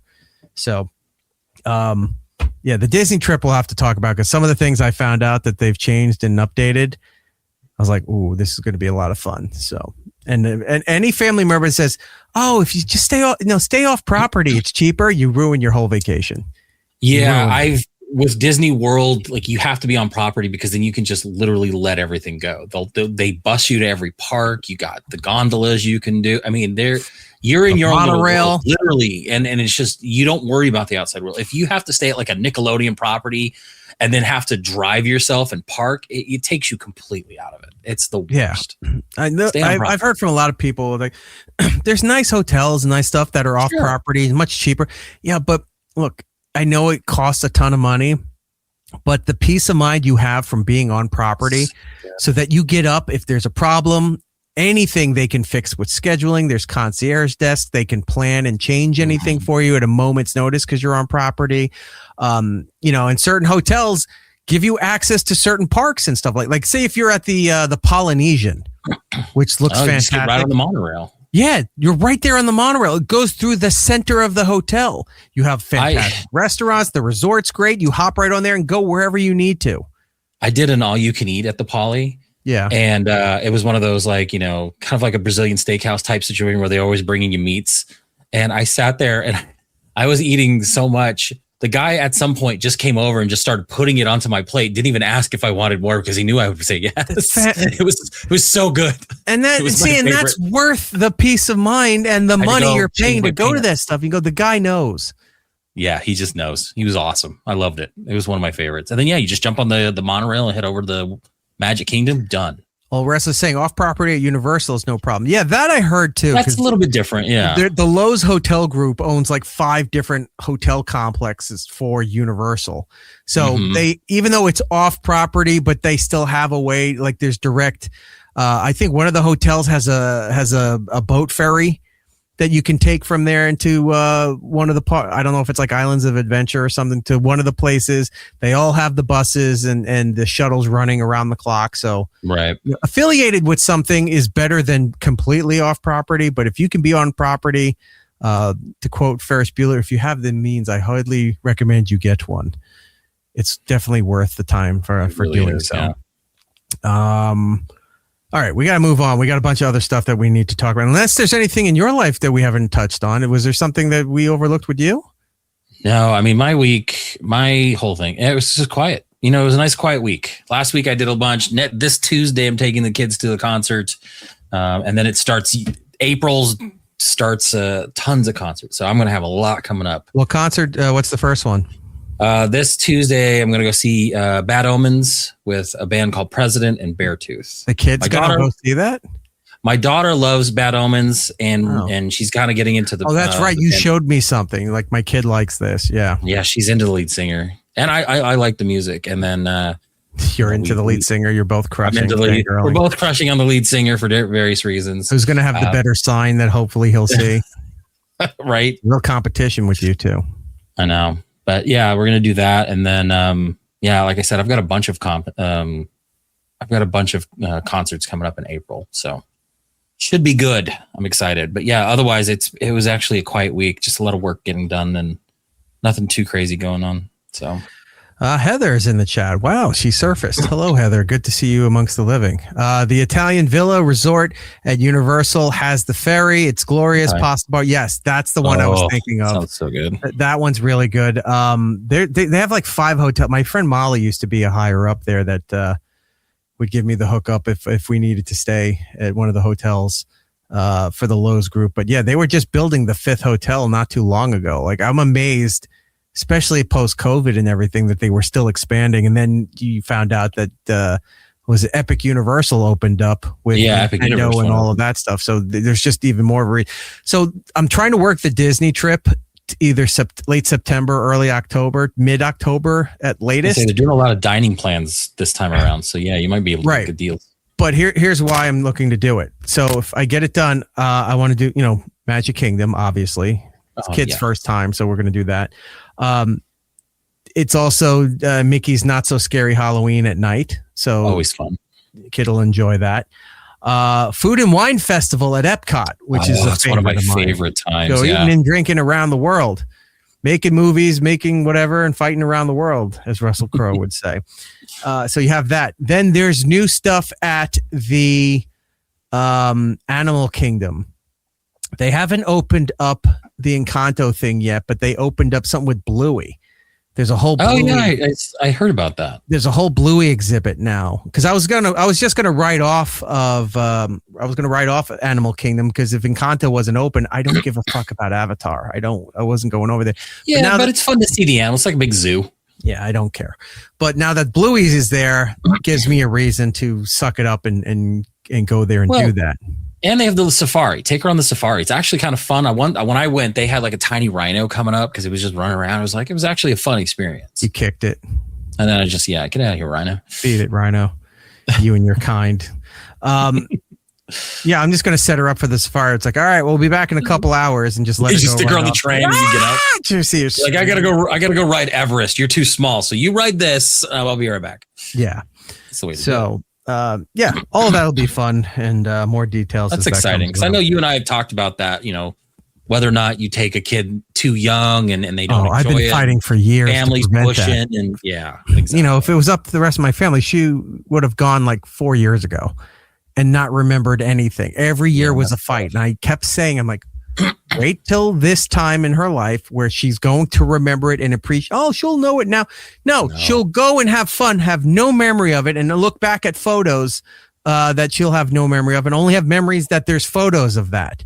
Yeah, don't take him under 3. I took my son and the kids to Disneyland, and he cried almost every ride, and it was just like, pussy. Okay, sorry. Just like his dad. Well, Both of you crying on the Dumbo ride. Dumbo's scary if you raise it up too high. Your brother's just taking photos, laughing at you. That's any day. All right, so yeah, we have all that stuff. I mentioned COVID real quick. We should pay. This is an interesting little nod to a fixed point in time. So crazy. March 13th, 2020, a little over 6 years ago. COVID was officially declared a national emergency. March 20th was will not only see the end of that's something else too. So that's a different thing there. Sorry. But yes, so I remember live on Anthony's show that afternoon when we just said the NHL just canceled their entire season. And he goes, "What?" And I go, "Yeah." And he goes, "You're reading that wrong." I said, "No." And then Garrett would go, "It's like, no, it's all over. They scrapped their entire season." How can that be? Like, we're all trying to figure out what this, how is this that big a deal? Then Major League Baseball scrapped spring break because not spring break, spring training. Sorry, scrapped spring training, and that their season was canceled for the foreseeable future. NBA was canceling their stuff there. Then when we saw Live Nation canceled all their concerts around the world, we're like, what? This was all in a single afternoon. Well, we're talking about Disneyland, Disney World, and Universal. Universal canceled, closed up shop and said, "Well, we're gonna, as an abundance of caution, we're gonna shut down the parks for the foreseeable future, see what's going on." A park that barely ever closes, Disney World, has closed maybe 2 times before that. One was a presidential assassination or something. Something happened, or it was 9/11. That was just what it was. They closed for 9/11. And they closed for one hurricane. They've never closed before that. They just stay open. Well, no one dies at Disney. We know that. They just get put under the tunnels. But yeah, for them to shut down was pretty big as far as that goes. And yeah, things just started kind of shutting down. Flights started getting canceled. I was scheduled to go to Germany the week after. I had tickets. I had everything planned. I was ready to go. I had all that. And then they canceled all the flights, and I was pissed because I was going to go see my daughter out in Germany, and then they just shut the world down, and you just couldn't go anywhere. So that's horrific for you. I mean, I can't even. I'd be going crazy if I wasn't allowed to go see my kid. Yeah. My kid wasn't around yet at this point, so. I come home that day after seeing all this stuff going on, and I'm watching news feeds almost every couple of minutes, something else was closing down. Something else was shutting down. TV production was starting to shut down. They canceled the Tonight Show and Colbert Show, and anything live in New York got scrapped. Movies were shut. Everything was what the fuck is happening? I get home, and it's late. I get home. I sit down at the table. I'm getting something to eat, and I throw on. Because at that point I used to tape the national news at 6:30 from the networks to monitor for work, right? And I'm watching one of the things there, and we heard the things that they were talking about wear a mask, and they started talking about gloves at that point too. And you're like, wow, okay, well, that's really fucked up. And they were talking about. I wish I knew this clip and I could find it again, but somebody was talking, an official for something was talking about, we're going to start seeing a shortage of gloves, of hand sanitizer, of masks, things like that. And he said, and toilet paper. And I went, that was new. I hadn't heard that one yet. And I'm sitting there, I go, toilet paper. I'm like, should I just run to the store right? Oh, fuck, maybe I should. So got my keys, went to Target, bought a couple of the big packages, brought them back home. But we use the wipes and stuff, but some people use toilet paper. I don't get it. So anyway, I bought all that stuff, brought it home. The next day, I'm trying to figure out how to work from home. And then I start seeing online that there's toilet paper outages everywhere. There's all this paper towel, everything's gone. Antibacterial soap, house cleaners, everything's gone. I went, oh my God, I'm glad I went last night because now there's nothing out there. And that's when it started the whole panic of everything else. So that is forever etched in my brain of watching everything shut down in real time. Next announcement, getting home, whoever that official was saying toilet paper for the first time. I run out, bought some stuff. The next day it was all gone from everywhere. That was the time that I found out about the wonders of how the rest of the world lived. And I got myself a bidet. One of those little hook-ons you put onto the. Did you really? I don't think I knew that. Fantastic. To this day, I'm happy with it. You still have it? Oh, yeah. Well, no, I mean, the one I broke. I mean, they're cheap. You can get it for like $20-$25. It just plugs into, you just put all the pipes and everything and it does what it needs. They're not high end, so they tend to break or they'll start to leak. And I actually just got a new one 2 weeks ago without getting into all my business. But yeah, I mean, I think they're wonderful. It's perfect. It's weird at first. And then you realize this is the way to go. The whole world had it right on this one. Usually it's USA all the way, but no. Well, everybody fell in love with those Japanese toilets. Even to this day, they're like, it's worth $5,000 to get this toilet. Really? And like, oh my God, the things that it does. Okay, fine. I mean, I'm not denying it. I just don't know. I don't have that mental capacity right now to allow myself to spend several $1,000s on an automated toilet. But, maybe I'll get one of these days, I'll be somewhere where I get a chance to try it out and go, oh my God, this was life-changing. I was completely wrong. I need to take out a small bank loan and go and get myself one of these Japanese toilets. But right.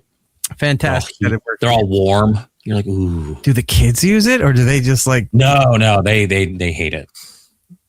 They take it off the toilet all the time and just throw it in the bathtub or something? It's in my bathroom. I have 3 bathrooms in the house. So like 2 of the bathrooms don't, and I have the one in mine.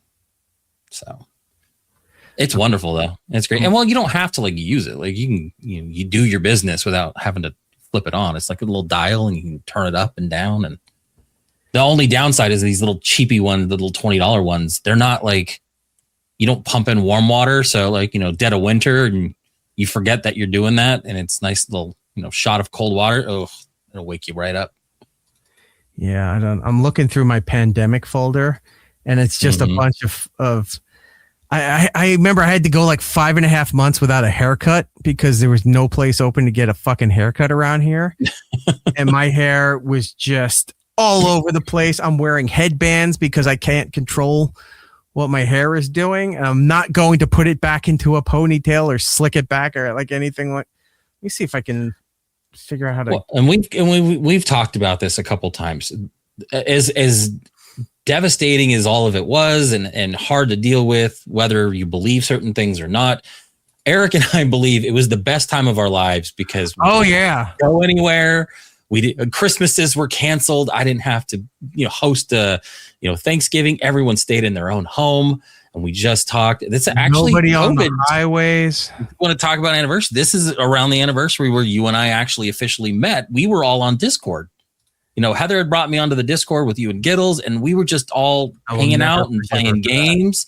Well, sometimes, but I mean, that's all because of COVID. So, shit on it all you want. It was the greatest time in the world. It was because sorry everyone died, but we had a fun time with it. We were up at all hours. We were staying up till like 3 and 4. We all had group alerts. Hey, we're going on Sea of Thieves. Hey, we're going to play Jackbox. Hey, whatever. All right. And then everybody would show up and you'd have a dozen people there ready to play and do things. Yeah. See, Heather's even saying that, I love the dark Discord days. Giddle's even coming in saying we played Jackbox for like 96 hours straight. I love the t-shirt game because we'd all draw stupid pictures and and then you can order the shirts. And I remember Heather ordering a couple of them and it's just like, it was so fun. Now we all have lives and responsibilities. There was that one game that was terrible where you had to rap. I think it was like rapping robots or something. I don't think I did that one. Thankfully. Yeah, you had to write the rap and then it would just put it up there and you'd have to say it like whatever it was so dumb, but everybody loved that stuff. And then you had the one where it was like a murder mystery. Yeah, that was a fun one. Yeah. Where it was killing you off. Bad movie night. I just love it. It was fun. There are times, it was a good time. There are times I still ponder for all of that and I go, I wish that we could go back to the days where this was going on, because even if it's just on the weekends, because nobody would be on the highway and you could do 80 God, miles an hour, and there was no one around, and and people died, and it was terrible. And sure. Still, it was just I don't. Unless you were there, it sounds so horrific to say because I lost people to COVID. We all did. I know. It was a hardship for everybody, but you're trying to see the brighter side of all of this, and you go, you know what? It wasn't that bad. It was that bad. It really was that bad. But some of the things were not. I remember one night I popped into Discord and like Trevor and somebody else they were doing karaoke over Discord, and I'm just like, how are you doing this? like what are you doing, Trevor? Like it was just weird. But yeah, we had a good time. It was fun. Trying to see if I can. He was him and Phil in a room. Don't bring him up. Fucking psychopath. So funny. Try to see. Now we do have some super chats we can address. Well, hold on. I got some right here. Here's an old photo. I mean, look at that. I had to wear headbands because it was falling down into my face. Had to. Yeah. Get a comb, you hippie. I mean, it was too long, and I didn't want to cut it. I was really debating just doing the buzz, just wear hats, done with it. But at that point, I said, "Let me just see how long my hair." I never grew out my hair that long, so I wanted. At that point, I was like, "I'll just go with how long this was." This was Eric's. I'm playing pickleball at 4 look. Yeah, it was. I love it. I had this video, and every year I look for it, and every year I can't find it. I have this video of the Empire State Building in New York, red and white, spinning like the siren for emergency every night after 7:00 when everyone's fucking banging their pots and pans to celebrate. The nurses, doctors and nurses, and all that nonsense. I remember that they were just banging stiff shit at like 6 p.m. Yeah, it's. I don't know what happened to it. I have it somewhere. It sucks. But if you see it, it really encapsulates how terrifying not knowing what any of this stuff was. Well, and it's crazy because I remember like we'd be, on Discord up until whatever. And then at some point, Trevor would disappear because he had to go to bed. He had an actual like radio job. He had to go into the city. And then he would get back on because we were just never gone. Like we never got out of the Discord. And he would send video of him driving into the city. And it was a wasteland. Like there was nobody, and it was almost creepy when he would show like he's driving down the way, going through this, going through that, and there was just nothing. He had that pass that I couldn't get, which was great because I had to stay home then. Essential workers pass or something that the city had to issue you, and I couldn't get it. So I don't really think we were very functioning very legally during the rules of that time as far as the business goes. But outside of that, I got to stay home and work. And, if I hadn't done that, I had to figure out how to get our video systems and everything else running from remote locations and figuring out I hadn't done video editing up until that point. So within a month, I was doing crash courses, learning how to, and because also I was like, shit, I'm going to have to pay for Adobe. Like our company was paying for Adobe, so I didn't have to pay for it. Right. The problem is it's a cloud service. So if you log out from the office, if you log in and you're not at the office, it logs out the office. You can only have one person on at a time with a corporate account. So I was scrambling, trying to find other alternatives besides paying $50 something a month for Adobe Premiere, $50 a month for Photoshop, $50 a month. Like they couldn't give you a bundle deal. It was $50 for everything, individually. And then somebody told me about DaVinci Resolve, and I went full in on that, and so glad that I did because to this day I do everything with it. I bought the studio package, all that fun stuff. COVID was it was wild. What was the thing? When are we going to get an actual documentary? Not those quick little news documentaries, but somebody doing an actual movie or something about that. Because enough time's removed. I'm sure now would be the time to work on that, right? Are you talking like an actual movie or like a documentary? I guess a documentary, but not like ABC News presents, COVID, whatever. Because it's always 45 minutes of just interviews that they did with people, and then whatever narrative they're putting. I'm not saying like political stuff, but the narrative they're telling of that particular story. just some kind of independent documentary that's showing you every facet of what was going on, not just in the United States, but, Canada and other places, how they were all dealing with it, where some countries didn't give a shit and other ones were way more fixated on it than we were. So, yeah, I would like to see that at some point, like a period piece to look back at it. And like a Ken Burns documentary, something that's going to be very factual without it being like having an agenda, because right now that's still a hot topic of how things were handled, or whether you believe in masking or not, or this or that. I got to tell you, it was probably the healthiest I've ever been during COVID. And I know, like I said, we talk about people got sick, people got hurt. I never got COVID during the height of it. I ended up catching it after they lifted all the restrictions and I had to leave the house. Right. But for the most part, it was the healthiest I've ever been. I didn't get the flu. I didn't get sick. I was masking up when I would go to the grocery stores. I would get in those little lanes where they put the little stupid tape arrows, and I'd follow all the rules. Never got sick. And it was the healthiest, I've been. And then when they lift it and you get to go out and get to be around people, I took the kids, we went to Disneyland, and I kid you not, a week later, I had COVID, and it was the worst. And I'm just like, see, this is why I should have just never left the house. I got it once. No, I think I got it twice. The second time I didn't. It was one of those times where they tested you and it's like, oh, you have COVID. And it's like, I had no idea. The first time was December of 20, where I got the OG COVID, where you lost the sense of smell and all of that. So I know I've said that story, but that's when I got it. And then past that point, didn't really have it again until accidentally like a year or two later, because the kid got it. Oh, you have it too. Oh, okay. Well, I feel fine. I'll just stay home again and do nothing for a while. It'd be nice that like the Olympics, every 4 years, the world just shuts down and we stay home and do whatever we want. Old Restless is saying, man, I feel like these guys want another pandemic. Look, I would not wish any of the bad stuff to happen to people. Like you said, you were personally affected by this. Yeah. But if we could all just stay inside, like you said, for like a month, just give me a month where I don't have to be around people, I'm cool with it. Yeah. I'd like a shutdown now and then. Again, every 4 years we go through, how in Europe they do siestas. You're right. Stuff where they take naps in the afternoon, or they go home for lunch, then they come back later to do whatever. I'd like to do something like that. Well, like maybe the year after the Olympics, because the Olympics is such a major ordeal globally. Yeah. So that's like Christmas and New Year's.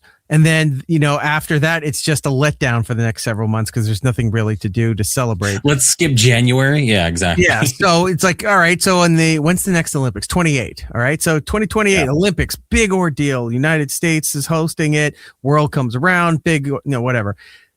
Going into after Christmas and New Year's 2029, we'll see you in 2030, everybody. Everything's getting shut down. You just are home.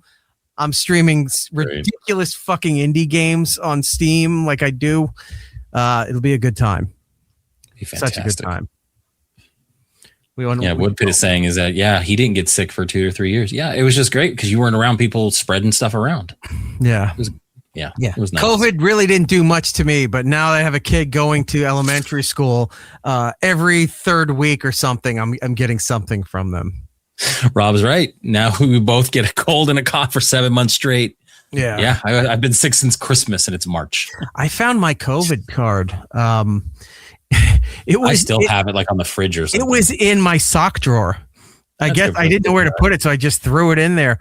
To where you get your vaccine stuff on there. Yeah, you write it all down. And the only reason I did it was because I couldn't go into the hospital for my kid being born if I didn't have the first 2 shots. So I went and did it. And then they started doing the boosters. There's a booster version now. You should get the booster. And I never went and got the boosters, never got any of the other stuff.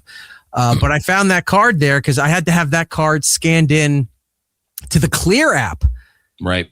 So that if I had to go into the city to do something in certain buildings, you could scan the Clear app. It was there. If I was traveling, because I have Clear for, national and international travel, I had that thing built into the app so they could, when they had to prove that, here you go. There it is. Yeah. You didn't get the booster? Nope. Not required to. Those 2 I had to. The rest of them not required to. I'm good to go. Yeah. They just, Clear just gave me 3 months. They're like, yay, stick with us. So I got 3 free months. I'm excited about it. Yep. Remember when everyone was bragging? Oh, I got which was the top tier? The Pfizer, I think, was the top There's tier. Pfizer and Moderna. Moderna. But then there was Johnson's & Johnson's that was it's like, well, it's only like 60 something effective. And then there was all kinds of weird fucking lawsuits against their. You can only get it at a bodega that Gittles goes to. Yeah, he sits down. He's doing a scratch off and playing with the bodega cat while they're giving him, the Moderna, life-saving elixir and shooting into his arm.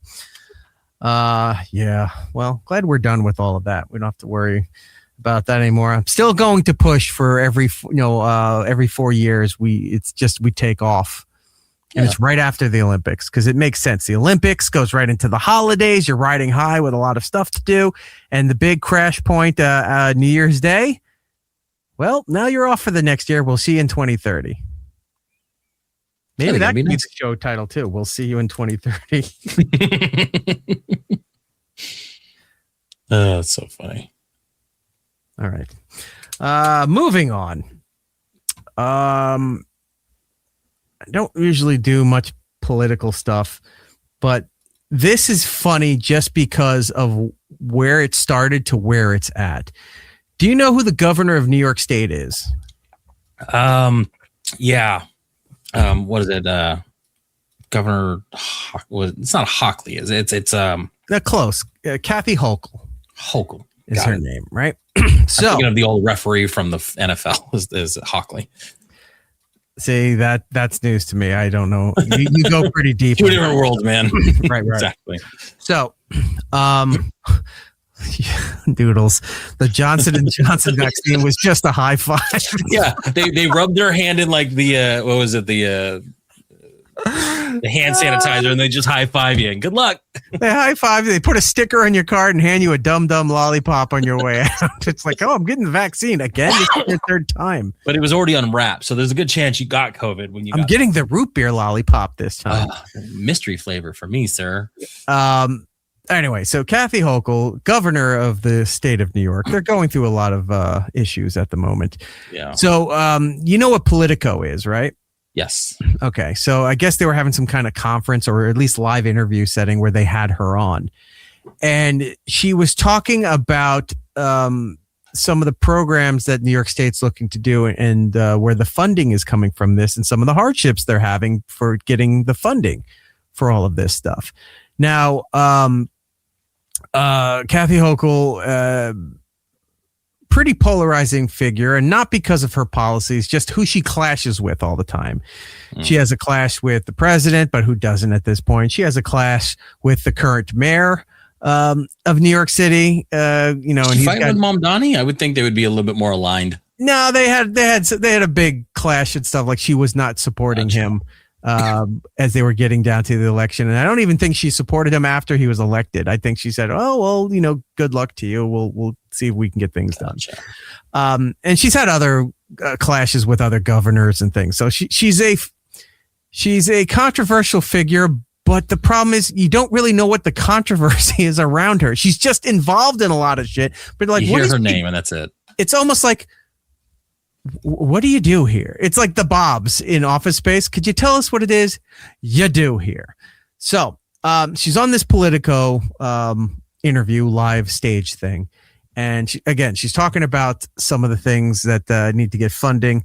Listen to this. And then I'm going to show you a clip of when she was running for governor and how it's the weirdest contradiction to all of this. Here we go. Being conscious of the facts that I need people who are high net worth to support the generous social programs that we want to have in our state. Right? Now, there are some patriotic millionaires who stepped up. Okay, cut me the checks. I mean, just if you want to be supportive, but maybe the first step should be go down to Palm Beach and see who you can bring back home, because our tax base has been eroded.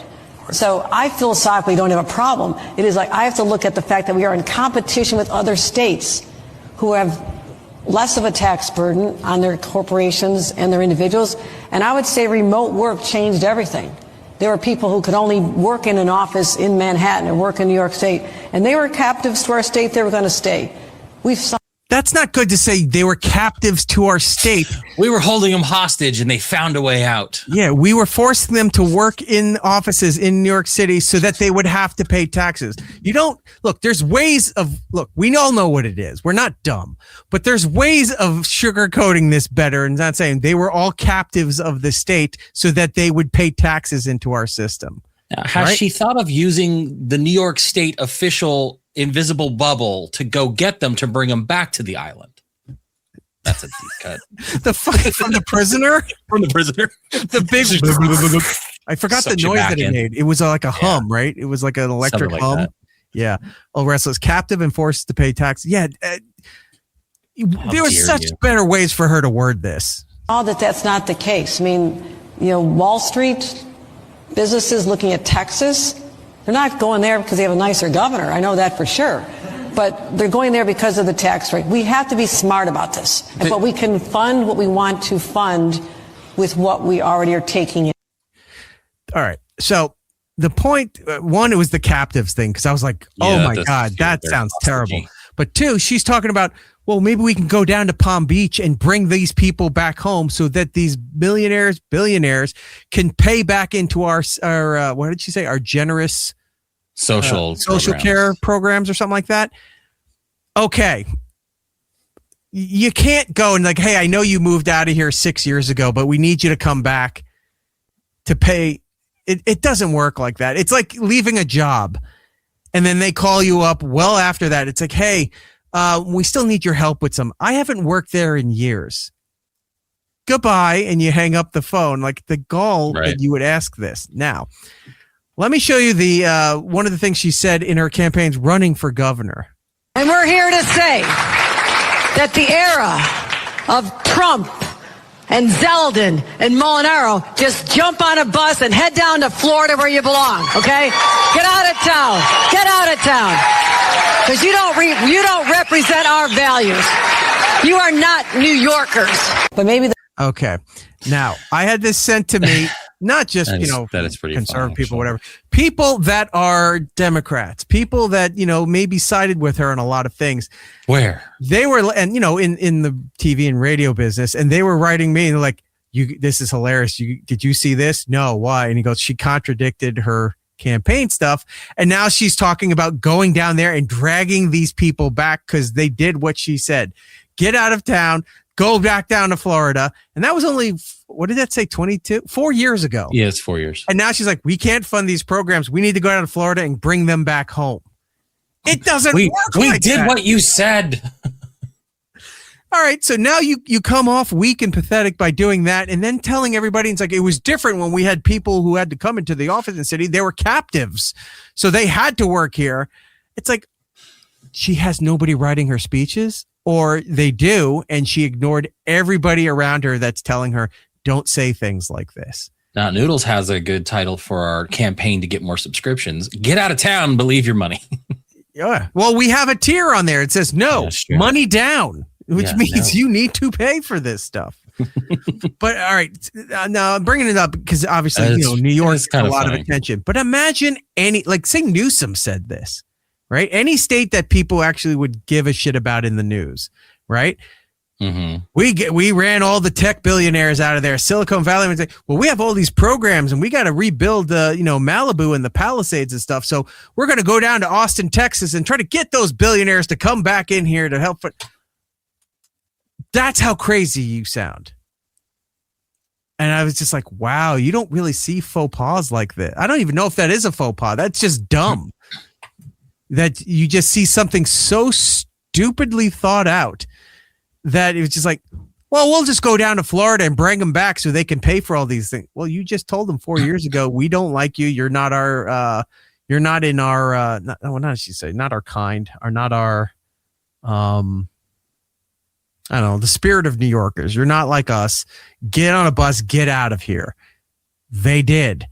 And he's like, oh, we need them back here. We need your money. Or keep sending us check. You know what? We'll just send you a bill. You just pay the bill and then we'll move on. So I saw that making the rounds too. I think the Daily Show, I thought it was doing something on that too. I'm like, that's hilarious. It's like, We don't want you anymore. Could you come back? We can't pay for anything anymore. Nope. Sorry, you did it to yourself. So that was fun. What else do we have here? Do you want to do Afroman? Yep, we can do that.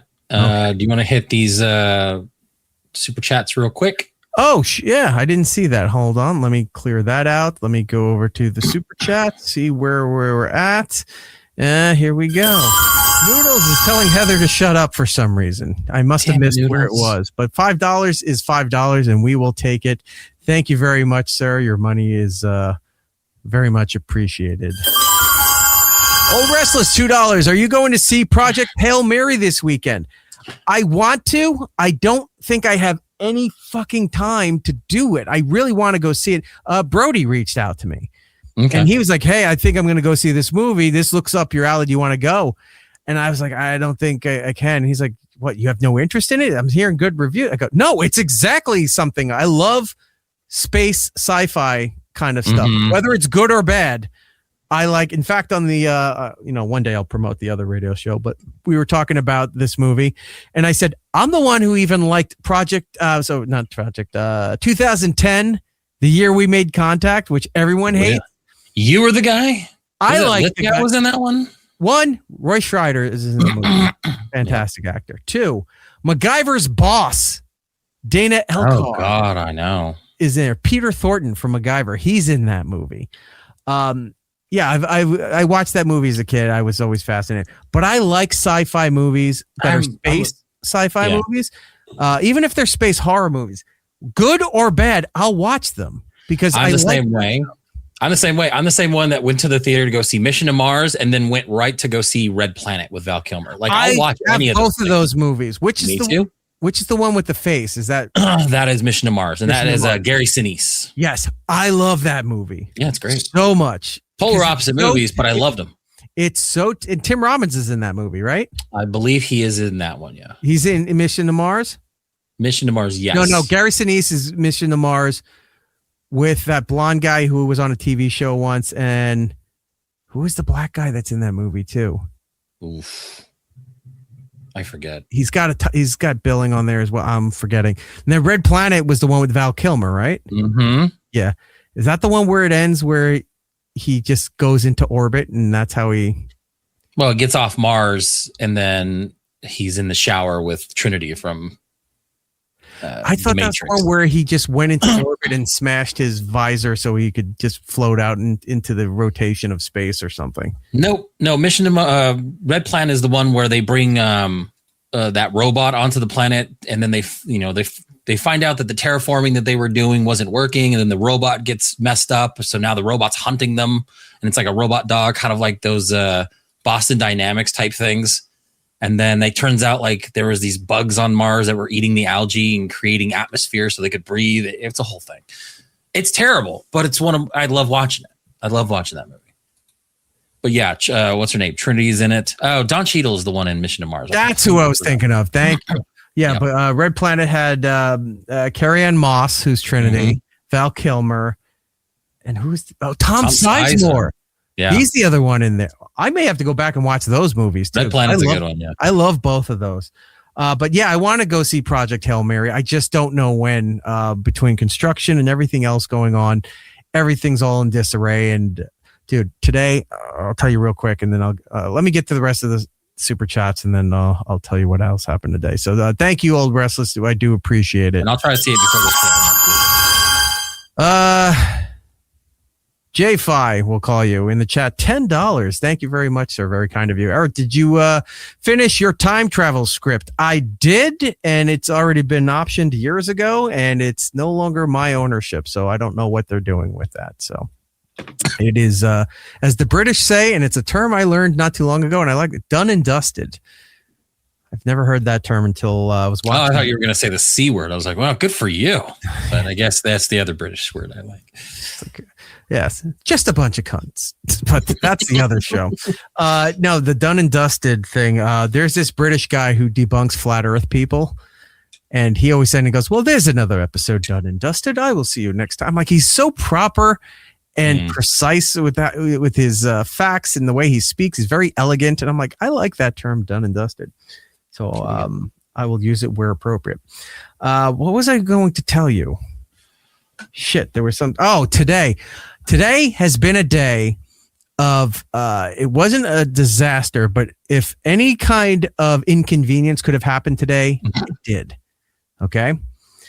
Had to take the kid to school today, right? So today's the day I got to take the kid to school. The nanny's not here today. So, okay, I get up 5 minutes before I'm supposed to leave. For some reason, my alarm thing didn't go off. And then it's like, she's got to go to school. I went, huh? And I looked at the time. I was like, oh, crap. So I'm racing to get changed. I realized I got to go to the bathroom, right? Now, I have no bathroom on my second floor. The first floor is, in disarray too, but they had shut the construction people had got there at 8 a.m. I woke up at 8:30. They already shut the water down and I think power up on part of the second floor. So there's no bathroom. And even my studio bathroom I can't use. There's no plumbing. I'm like, I gotta go. Crap. So now I'm late. I'm like, all right, I gotta get the kid to school. So I throw the kid in the car. I race off, drop her off, get back into the car, racing home. I'm like, hopefully, because I had told him, like, you got to put the plumbing back on at least for a little bit because I got to get up. I got to take a shower, all this stuff. Okay. I get back. Somebody else is already in the shower. And I'm sitting there like, I got to go to the fucking bathroom. And the bathroom in my studio is not in use right now because they shut something off there for up there. I don't know how the whole thing fucking works, but only the one bathroom was working and I can't get into it. So I'm sitting there, I'm pacing around like, oh my God, I gotta go. And I explained to you earlier how my stomach's been all week. I'm like, this is going to be a problem. I thought it was going to be a problem driving to the school. And luckily it wasn't. Dropped the kid off at the front door, ran back to my car, ran home, tried to get like, oh my God, what am I doing? What am I going to do? And I'm debating and I'm like, oh, I can't go to the neighbors. They offered and stuff because I have a giant dumpster and a few of the neighbors reached out and said, it dumps like a truck. Guys are like, what? And so they asked like, hey, I'm doing something here. Can I throw something in the dump? Yeah, go ahead. My neighbor threw another toilet in there. I have neighbors moving. They're gutting something. They threw some fucking sheetrock and other stuff into there. Hey, don't unwrap any of that carpet. Right. You are in Jersey. So I said, yeah. So if I just need to use, your facilities for whatever reason, if they got to shut down, that's all I ask. And they're like, fine. So I know I could ask them, but I can't go to their houses knowing. I was going to say, you're going to be the person coming to my house to use the bathroom. I can't. It's full circle. It's one thing if a female goes to use the bathroom, you don't question it. It's another thing if a guy goes in there, they're timing it.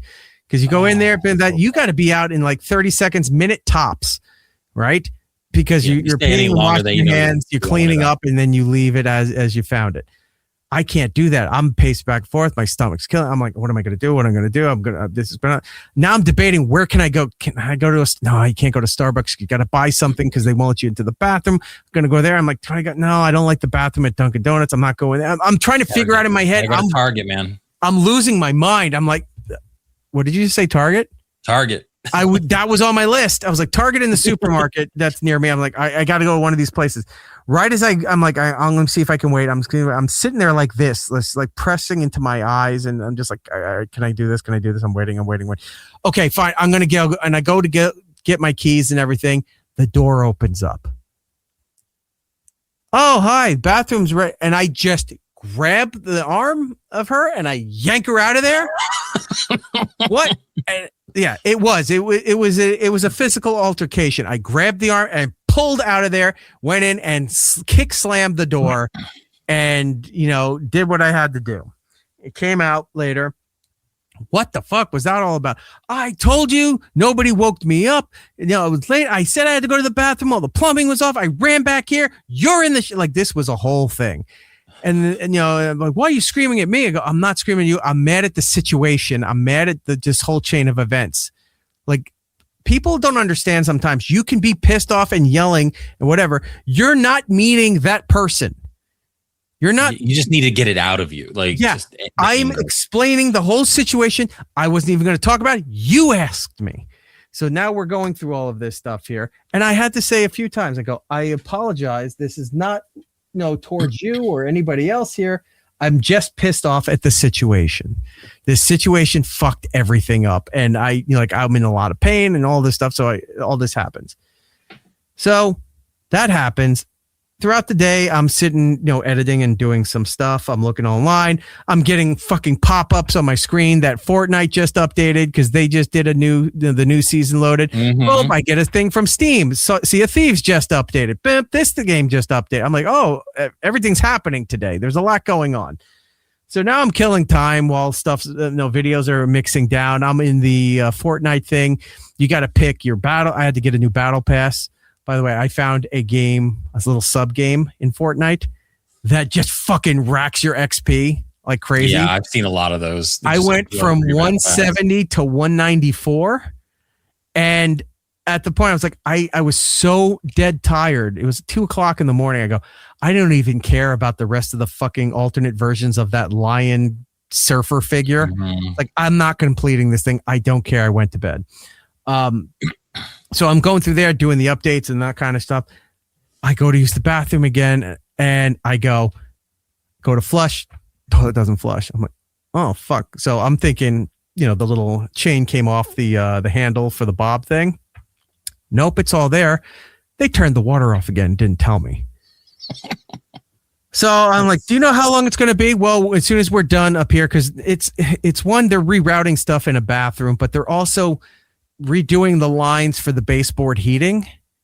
So that there's copper wires, copper piping everywhere that they're pulling up and putting in. So there's a lot going on. And I'm like, I'm sitting there. Now I'm working from there. And I know my studio bathroom. I'm like, I have the exhaust fan in there. I have the door shut. I had to crack the window in there. I'm like, this is embarrassing because that thing is going to smell terrible by the time we get around to flushing this thing.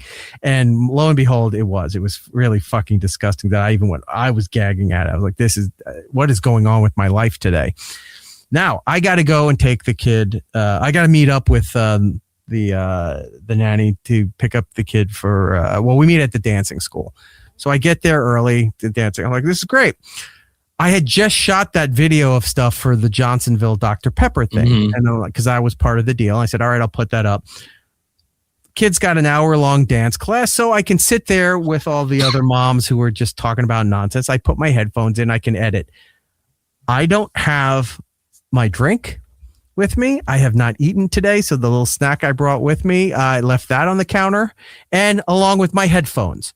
Oh, you didn't have your snack pack? I didn't have my snack pack. I didn't have my snack pack was dehydrated fruit, which was probably not the best idea for the stomach like that. But I left my curry was a bad choice today. Yeah, I left my energy drink. I left the dehydrated fruit. I left my headphones all on the counter. So now I'm sitting there like, I can't edit this. There's other people here. This is so. Tell you how we talk about kids and people who can't get off their phones, can't live life, can't do any of those things. I can do that. If I don't have my phone with me for certain things, that's fine. I can find other ways to entertain myself. Most of the time, I take a nap and time travel my problems away, right? Well, if you can't do that, I can't do that if I know I have something to work on. That's at the forefront of my head. Of my brain. And it's like, I need to edit that video. I need to send these emails out. I need to do all this stuff. I could have done it and been productive in that hour. That's what's driving me crazy. It's not the addiction. It's like, I got to get back on my phone and do whatever. I know I have things to do. So when I can't do things that I know I need to get done, that's when I start acting like everybody else with the withdrawals. Like I got to fucking edit. I got to do this. I got to do all those things here. So now I'm sitting there with my phone. I can't listen to anything. Most of the time I put on music or a podcast. I have my headphones in. I'll put my phone down and then I walk around and do everything else that I need to do. And I can function that way. It helps me focus and zone out everybody else and what have you. I don't have my headphones. I don't have this. I have projects I need to work on. So it's like I'm sitting there for an hour and I can't do anything with this. So I just am going through and deleting photos on my phone and, maybe shit posting on Threads because that seems to be my new. I do see you doing that a lot. It's fun. Yeah, I was not even like too bad either. Like it's just innocuous things that just set people off. And I dipped my toes into the water about the Save America Act, and arguing with people where I understand what they're talking about poll taxes, but I said one step away from that is not considered a poll tax. Like legally, it's not.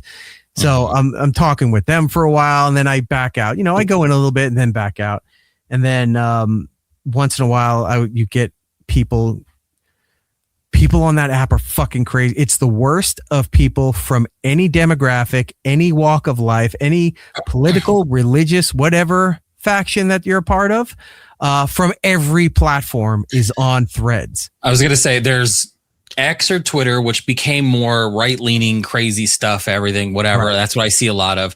Blue Sky became like the worst parts of the Democrat side, the left side, because a lot of them were leaving there too, and I didn't understand why. I remember for a while they're all eating each other out. Like, excuse me. Oh, you know, they're just a lot of lesbians. Yeah, all that was going on. But like Threads does seem to be the melting pot of both of everybody, groups, right? Of everyone's an asshole. And I've gotten really, because I was studying it for the longest time, and I was like, oh my God. I started to realize who's shit posting, but they're not people shit posting for fun. Right. They'll say, it's like, is this a safe space? And then they start talking about their weight loss and everything. All right, that's obviously a fake account, or it's a bot for engagement. There's other things here where they'll throw out a blanket statement about conservatives or MAGA. Here's another statement about liberals and trans people and stuff. And you read it and you go, that's not a genuine thought, or that's not a genuine statement. You start to see the robotic or the farmed out posts that are looking for engagement, and then seeing all the idiots that are treating it as actually something to argue over, right? So I'm on there and shit posting some of this stuff, and the amount of people hold on a second. Yeah, okay. People still asking me about the restaurant. I'm like, is it this okay? Yes, it is. What was I saying? Oh yeah, so the shit posting stuff. So sometimes you just put out a blanket statement about things, and I was seeing people screaming racism about the Oscars because K-pop Demon Hunter won the song Over and Out, or whatever the movie is with Leonardo DiCaprio. Won all of that stuff, and people were seething online about, and you could see some of them were just looking to stir people up. The other people were really going. Then I'm seeing like how much fucking, you know, at least in this app, the black culture hates Korean and Asian people. And all they were saying is like K-pop, all they did was stole black music. White people still, like everybody stole black music. Apparently everything goes back to black music. And I was like, why are they getting so bent out of shape on K-pop? And some of their examples were good. I told you a lot of the K-pop boy bands are terrible. They're very gay, even though, I mean, I know that's just the way they're presented. They're supposed to be like beautiful boys for women, but they're very gay. But then I started seeing examples of bad rap songs they were doing, cornrows and dreadlocks and stuff. And I was like, all right, I can't argue those things. But K-pop Demon Hunter did not deserve the shit that these people were getting. So this is where I'm on Threads in the dance class while all this is going on there, filtering out photos and going through threads and stuff like that. Another quick moment about Threads. So I was talking with Brody, and we were talking about Threads, and he goes, oh, that's a fucking conservative cesspool. And I go, what are you talking about? He goes, the whole thing is just, it's like it's another Twitter. I go, no, it's not. Yes, it is. I go, dude, no, it's not. I go, my feed is the exact opposite of what you're talking. No, and I took photos, right? And he's looking at it and he goes, I don't see any of this. I go, I'm not seeing your stuff. So we're trying to figure out how this thing works. How the algorithm works. Right. Because I wasn't posting thoughts about anything, you know, that could even be skewed into some kind of political algorithm thing. One person was shitting on Conan O'Brien for the Olympics. I go, Conan's very funny. And then I got a whole thing about about, you know, attack you for everything. White people and all this other shit. I'm like, I don't know anyone who has a problem with Conan O'Brien. And I just like, Conan's very funny. He was great. I don't know what you're talking about. So,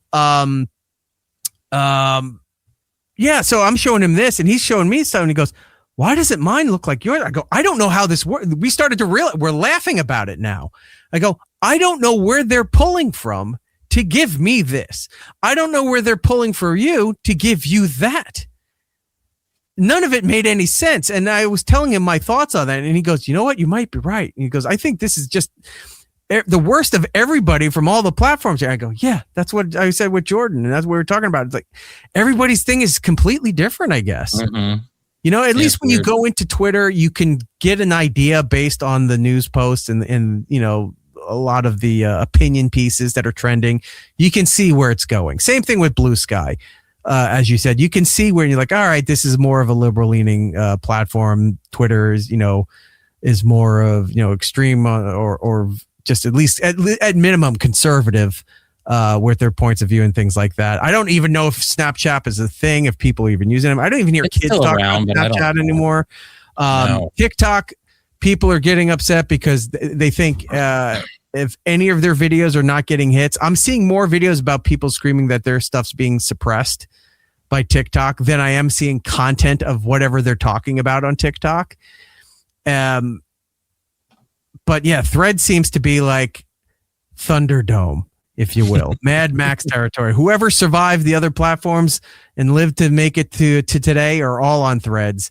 And you just sit there and watch and you go, this doesn't make any sense of what's going on here. What's going on? People are leaving in the chat. What am I seeing here? I've just looked over and I see goodbye. What's going on? He's awful. Are they talking about us? Are we that bad? No. Okay. No, there's like a whole side world happening in the chat. And I'm glad you guys are having a nice little conversation. They're tuning me out. Mostly when Eric's talking about, you know, defecating, which has been pretty much the theme of the show. So I would love for you to go on to Threads at some point. And I encourage all of you out there, go on to Threads. If you don't know what it is, I guess it's Instagram's attempt at Twitter. And see what you get. See what algorithms you get pulled up. Because at one point after the Oscars, I was looking at the Oscar stuff. Somehow I was now in threads of people boycotting Target again. And there was something else. I saw you on Threads. You posted about, you know, people seem to be boycotting Target, yet everything's locked. That doesn't make sense. And then everyone was attacking you from all kinds of angles. That was people who steal. That's who they're protecting from. So you had the people who were mad about people stealing, but then you had other people mad that, how do you know if you're still there? Like they were finding anything to be mad about. Yeah. That's you would text me later because I like to do this thing where I'll go into your thing and I'll just post something random and then leave. Like I won't even be a part of it. Like and you I really like to type on these things. Is that what we're doing? And I go, "What's this wee shit, white man?" And I wrote back to you. Start trouble and move on. Yeah. I said with the Target thing, I'm like, well, if everyone's not shopping at Target and you know all these protests are going on, and all these people are saying these protests are infinite now. They're never going back to Target. Nobody should go back to Target. I said, well, if no one's shopping at Target anymore, I'm like, can we stop locking up deodorant and Tide Pods and all this other stuff? Well, how would you know it's all being locked up unless you go there?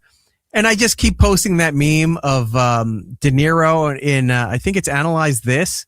He's like, you are very good, like that. I just post that to them, and they don't know what that means. I'm like, they don't know the behind it, and they've never seen the movie.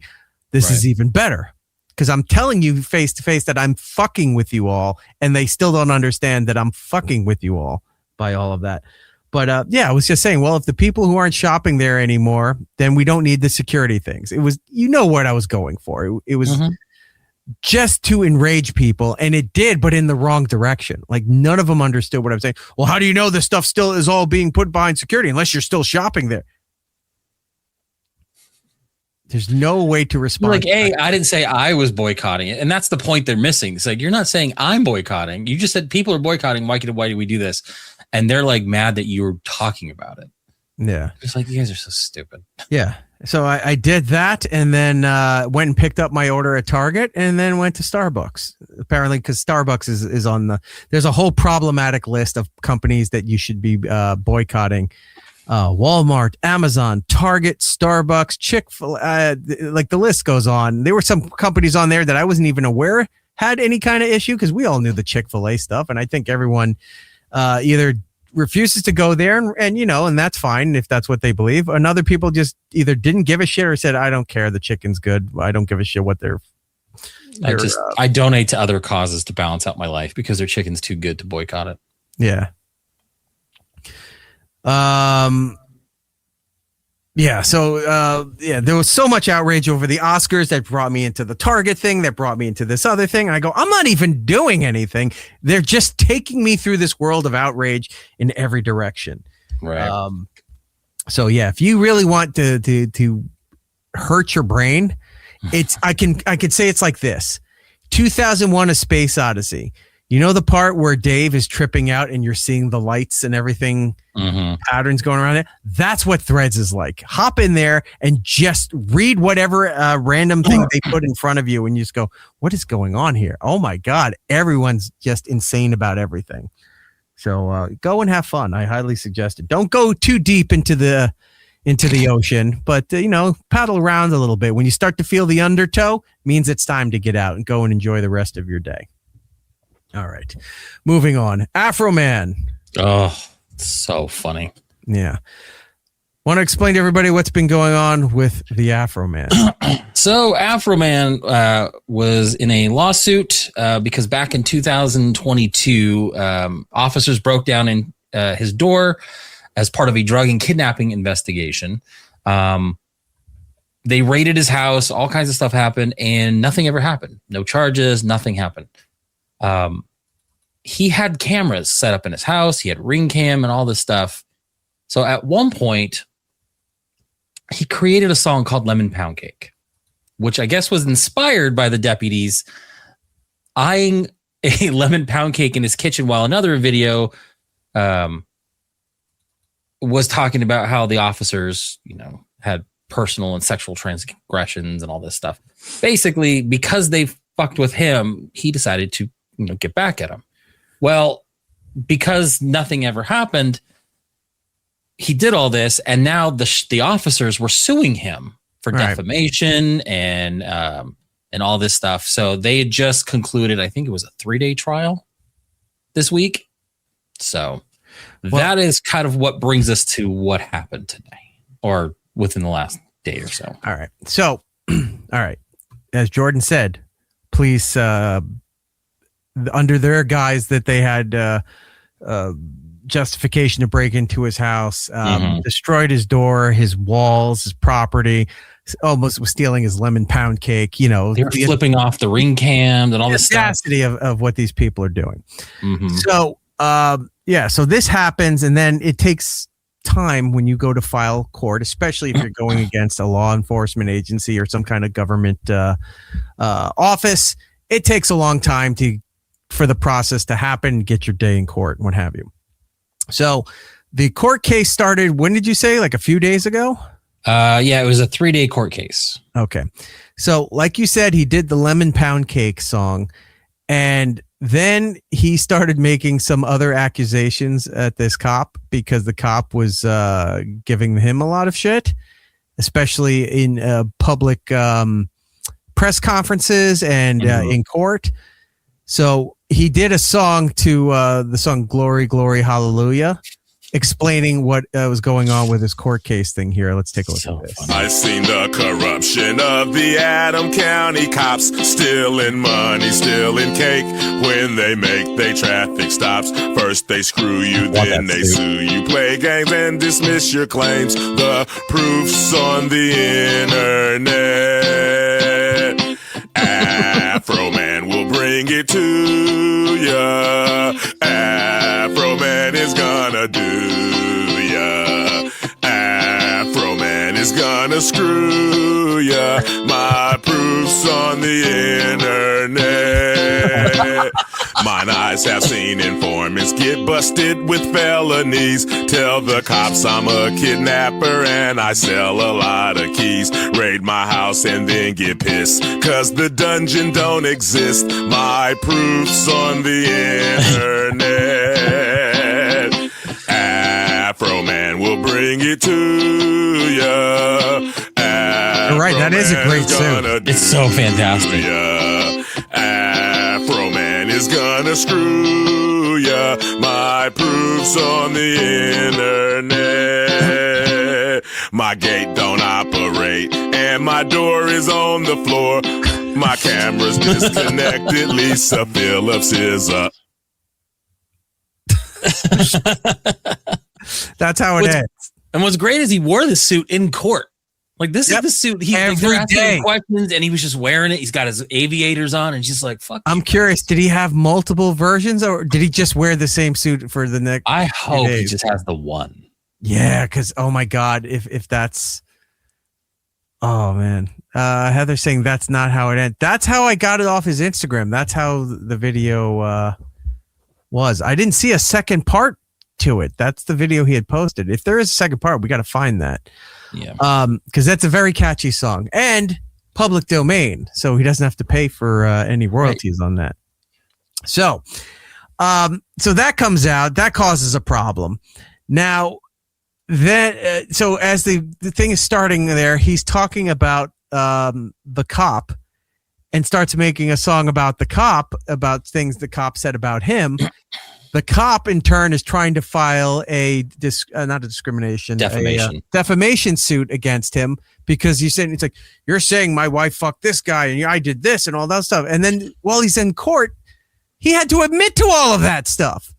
While Afroman's sitting there at his, very stoic, by the way. He's not making he was really good. Yeah. He's not playing around. Outside of the courtroom, he's living it up. But in the courtroom, he's very serious. He sits there, he's stoic. He's listening. He's taking notes.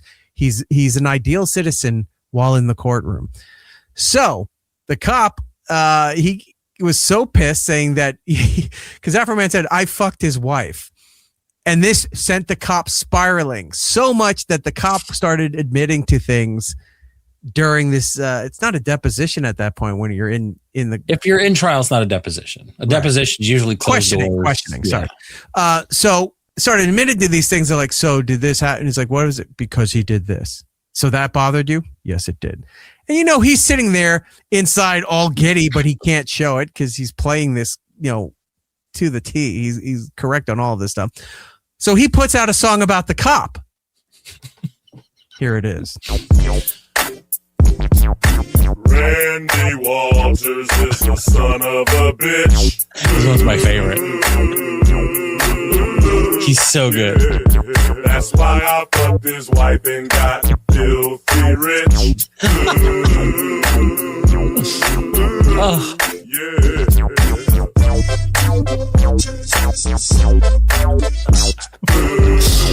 At one point, they were so mad that he was showing all the camera footage and everything. They were trying to get some kind of injunction on him to stop showing all that stuff.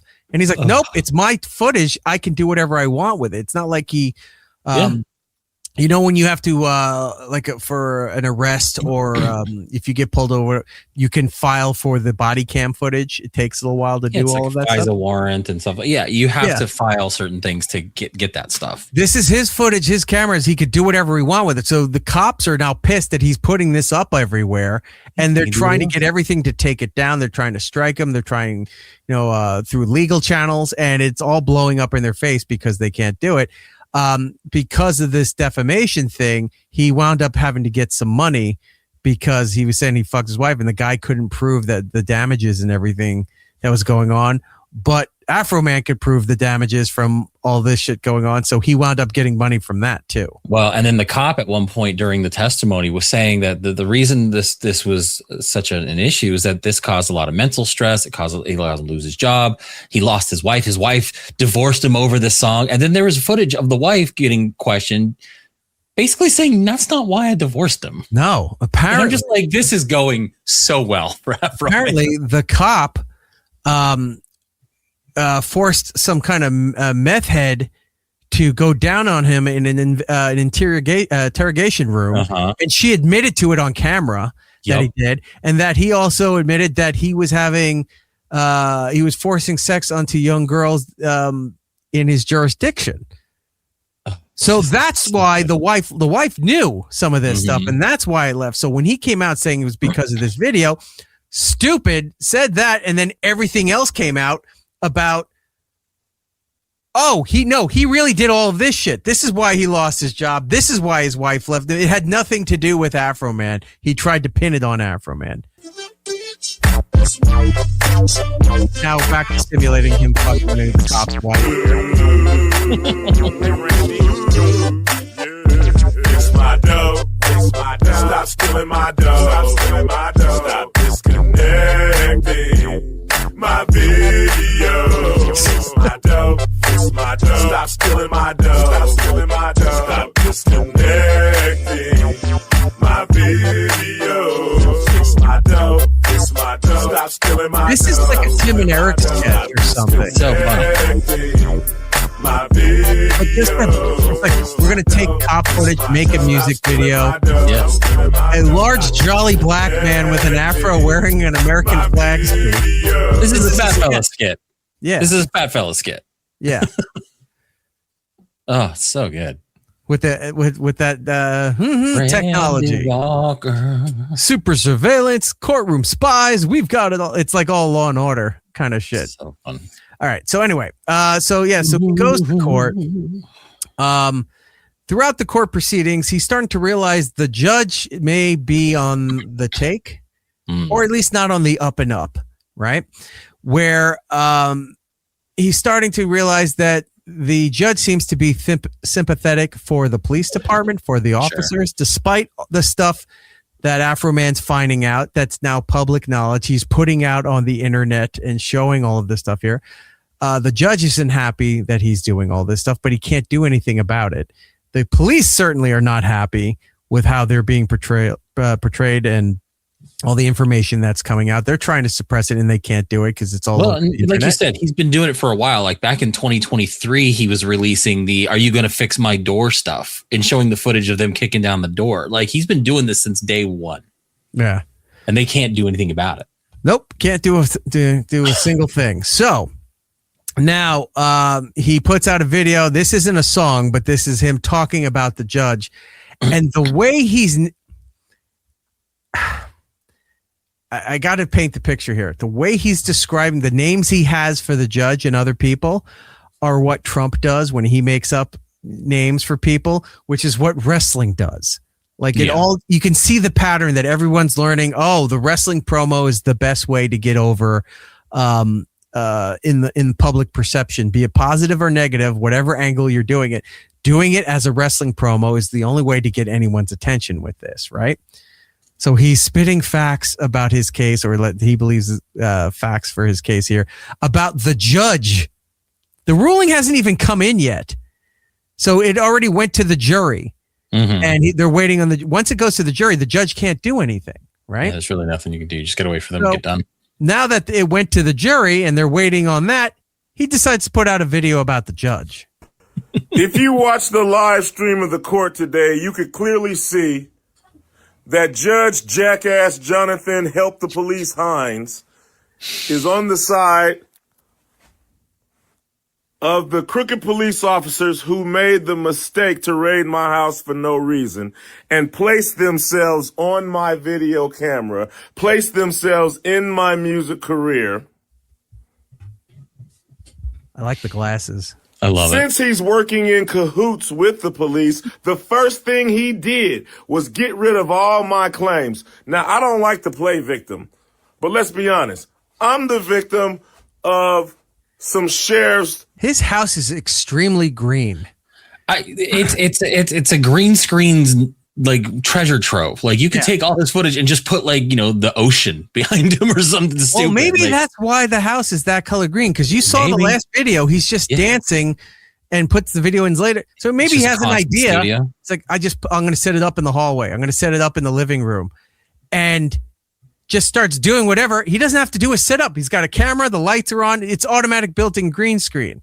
So maybe he's a lot smarter than the pothead rapper is a lot smarter than we're giving him credit for. I've been humming Randy Walker as a son of a like all day long since I first heard it, and it's just one of the Randy Walker the gospel hum at the bottom. Yeah, exactly. That rated me for nothing. First of all, so the first thing he want to do is get rid of my claims. This makes the police who raided my house for no reason the victims. Yeah, the predators are the victims. They are the predators and the victims at the same time. Notice how Judge Jackass Jonathan Help the Police Hines cut my attorney off every time he talked. Notice how he let the pedophile lawyer talk anytime he get ready. Just notice that. Notice how he dismissed the claims of the real victim. Notice how he make the predators the victim, and then he works in cahoots with them. Notice that. And it's happening to me right now, but it's going to happen to everybody. We got to do something about, you know what I'm saying? All these jackass judges in cahoots with police officers who are the predators. They are wrong. They are not sports. That beard he's got is wild. Because he's got the what is it called? With the goatee and the mustache connect together. There's a name for it, but you know what I'm talking about. So he's got the mustache and the goatee together. The rest of his face is clean shaven up until where the big old chops. Yeah, but are they chops or are they going down the other side of his face like that? Well, they're not handlebar. I mean, they're disconnected. So like, they're supposed to have, because they're disconnected, they would be, either mutton chops or some kind. Right there, look. Goes right into like a neck beard. It's so weird. That's what I'm saying. It's like he's got the mustache goatee thing here. It looks like this part is cleanly shaven, and then the beard goes from the sideburns all the way down. Like so, it's like layers. Like I don't know. It's wild though, and it seems to only work on him. You see that on somebody else. You go, what are you doing? No, but on him, you go. The guy with the American suit and the American flag glasses. Yeah, that works for him. I'll give him that. Officers who are the predators, they are wrong. They are not sports. They're supposed to have thick skin. Lickum Lolisa was crying on the stand today, but she wasn't crying when she was standing in my yard with that AR-15 full of bullets ready to put in my ass. Where was them tears at when her hands was around the trigger? I want to point out to the radio people, Jordan's not laughing at the fact that he thought he was going to get shot by the cops. We had on the chat thing here, Big Red Tower said, even his tie rules. No, he called one of the cops Lickum Lolisa. Oh, did he? I thought it was. Yeah, he had another nickname for one of the cops. And it was Lickum Lolisa. And it just full of bullets stand today, but she wasn't. Oh, here we go. Yeah, go back. Lickum Lolisa was crying on the stand today, but she wasn't crying when she was standing in my yard with that AR-15 full of bullets ready to put in my ass. Where was them tears at when her hands was around the trigger in front of my kids? Oh, go to my video, Lickum Lolisa. Go to the end, and you can hear with her AR-15. Yeah, I know it's kids. I'm hiding behind this tree so they can't see the real evil person I really am. I don't want them to. I help his kids get. They told me. I want to point out. Look at the room between the sliding glass doors there. So much green. The next room is white and green checkered, like a 1950s style tile floor. House. This is the Pee-wee's Playhouse. Like he's got so much weird. I don't know. Right. It's a choice. But there's a guy just like sitting on his phone at the table back there while he's out there yelling "Lickum Lolisa." Lickum Lolisa help my kids get out the car every day. Yeah, does she? Then she shows up with an AR-15 to shoot my kid's daddy. Thank you, but no thank you. And she ain't never helped my kids get out the car. There's someone else in the house. She ain't never spoke to me. Yeah, that's the guy sitting at the table. Like who's? Yeah, that's the one I'm saying. He was sitting there on the phone, just texting somebody. Well, I always thought she was a. Look at that. That's so funny. See if we can get a full screen look at that. Why am I on the thing there? Get me off of that. Yeah, there's just someone over there hanging out while he's waxing poet. I love how he's got pictures of himself on the wall. Look behind him. Yeah. I mean, wouldn't you? 100%. Weirdo. I never heard her voice until I went to the courthouse and I didn't know what the hell was coming out of her mouth. It's like if Ice Cube had a different path in life. Yeah. It's pretty good though. No, it's been so entertaining with all of this. So he goes to court. I believe it was today, and the verdict came in. Yeah, it was quick from the jury. Like, yeah, there was no hesitation, and he won. He won everything that was as far as this is now. This was for Them going after him for freedom of speech because of the videos and the songs he was putting up out there. They were trying to get him arrested or fined or whatever for doing that. So this part of his court case is done.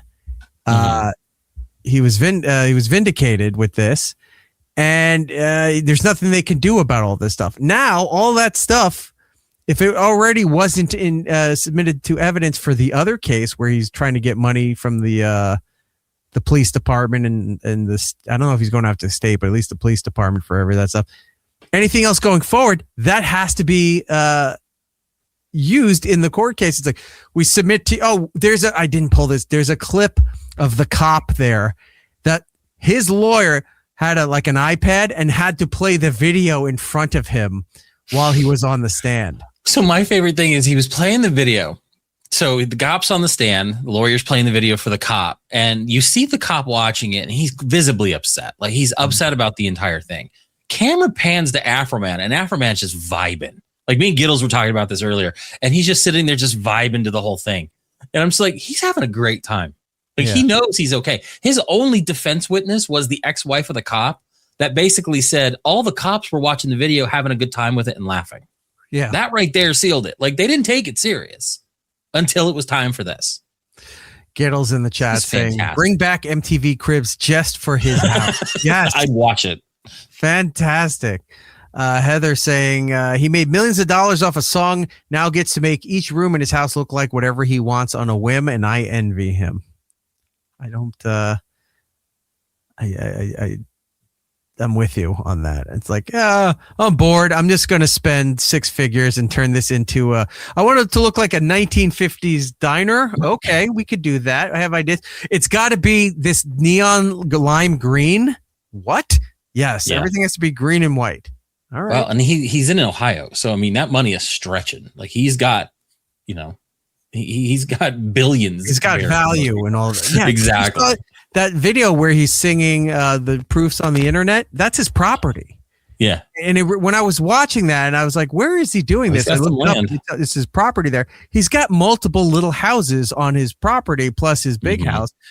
It's the same thing that Dave Chappelle is doing out in Ohio. He bought all that farmland. He bought half a city or half a town out there that was going under and was rejuvenating everything. He owns all these houses on a bigger property and stuff. It's like, man, maybe Ohio has terrible people, but your dollar goes far out there. So we hit the Powerball. Maybe Ohio is where we need to be looking, not going back down to Palm Beach, Florida. One of my favorite quotes that he had during this whole thing was, the whole raid was a mistake. All of this is their fault. If they hadn't have wrongly raided my house, there would be no lawsuit. I would not know their names. They wouldn't be on my home surveillance system, and there would be no songs. And I'm like, yeah, you guys caused this. Yeah, we'll put it in the chat saying they should have just paid for the damages they caused instead of trying to frame him for all that stuff where he's like, nope, I didn't do any of this shit. Some of the lyrics from his song, "Will You Help Me Repair My Door," is, did you find what you were looking for? Would you like a slice of lemon pound cake? You can take as much as you want to take. There must be a big mistake. I'm like, this guy's a genius. He's fantastic. All right. So this is his latest video being vindicated, coming out of the courthouse after the why am I spacing? After the announcement. Why am I spacing? Oh my God, I'm tired. I'm losing my mind here. After the verdict. Thank you. I just had a mental pause where words not computing, function, head, whatever. Here it is. We did it, America! Yeah, we did it! Freedom of speech! Right on! Right on! Yeah! God bless America! Yeah! Power to the people! Yeah! This is the used car ad. Yeah! Look at that lady Who with are the all red these hair. people behind him? I don't know. But he's having, like, he has his own weird pot. It's his wrestling entourage. Yeah. Behind him. Look, he's got like a Mrs. Roper looking lady right there with the heavy makeup, the red moo-moo. This lady down here, I don't know what she's doing. This chick in the flannel. This guy has like a Hulk Hogan American flag thing there. Yeah, Afroman stuff. Good on him. good on him for doing all of this stuff. And even better for us, it was entertaining. You know, this is going to get turned into a movie or something, the Afroman case. Because this is the right kind of spectacle. Like, I know, like, when I was bored, I was watching the whole Johnny Depp trial over in Heather's neck of the woods. And, you know, I was watching it. I was paying attention. There was a lot of stuff. But, like, it wasn't a spectacle like this is a spectacle. Yeah. And this was short. Like, didn't drag on. It was just what we needed. And he's a genius. And it's perfect. I loved it. I would buy if he put out like an album to make money of just all the songs going against the cops. Right. I'd probably buy that. I mean, he could now. And well, you don't buy an album anymore, but he could put it up on Spotify. Right. Go to my playlist. It's all his bashing. Remember how like in the 60s, like, oh, there's a lot of protest songs out there. Right. Like, to everything turn. My proof's on the internet. It's like, what playlist am I listening to? Oh, this is all political stuff. All right, so be it. Seems weird, but 1 billion spins on Spotify. Maybe what if he shows up in my my Spotify Wrapped next year? Oh, that would be funny. Like my number 5 song that I listened to was Afroman shitting on that cop. We'll have to make that happen. If you're in the live room here joining us as we do this program, hit like, hit subscribe on this video and the channel. If you feel like doing so and throwing your money around because you're a big spender, please do so and get yourself a membership. We have some more we had a talk this week about some of the new bonus stuff coming. Are you going to be around anytime soon to shoot one of the new episodes? Yeah. In fact, I found yet another cup of soup ramen. Flamin' hot Maruchan just came out. It's gross, and that's why I didn't buy it too, because I knew you would hate it. But I'll bring it. Where did you find it? Walmart. All right, I'll have to go take it. It'll be the worst 64 cents you'll ever spend. I'm sure it will be. Sure it will be. Hold on. Before we move on. Yes. Let's see. Where's the button? Gotta find the button. We got another one. From Modest Grower. That is a great name. $25 Canadian, which is, I don't know what the exchange rate is now. It's probably way more than what our dollar is at the moment. Can't miss an opportunity to buy a Legend of Hoagie. Thanks for all the laughs, man. You kid, but that is definitely where it's going to. Oh, I posted a photo of my sandwich the other day.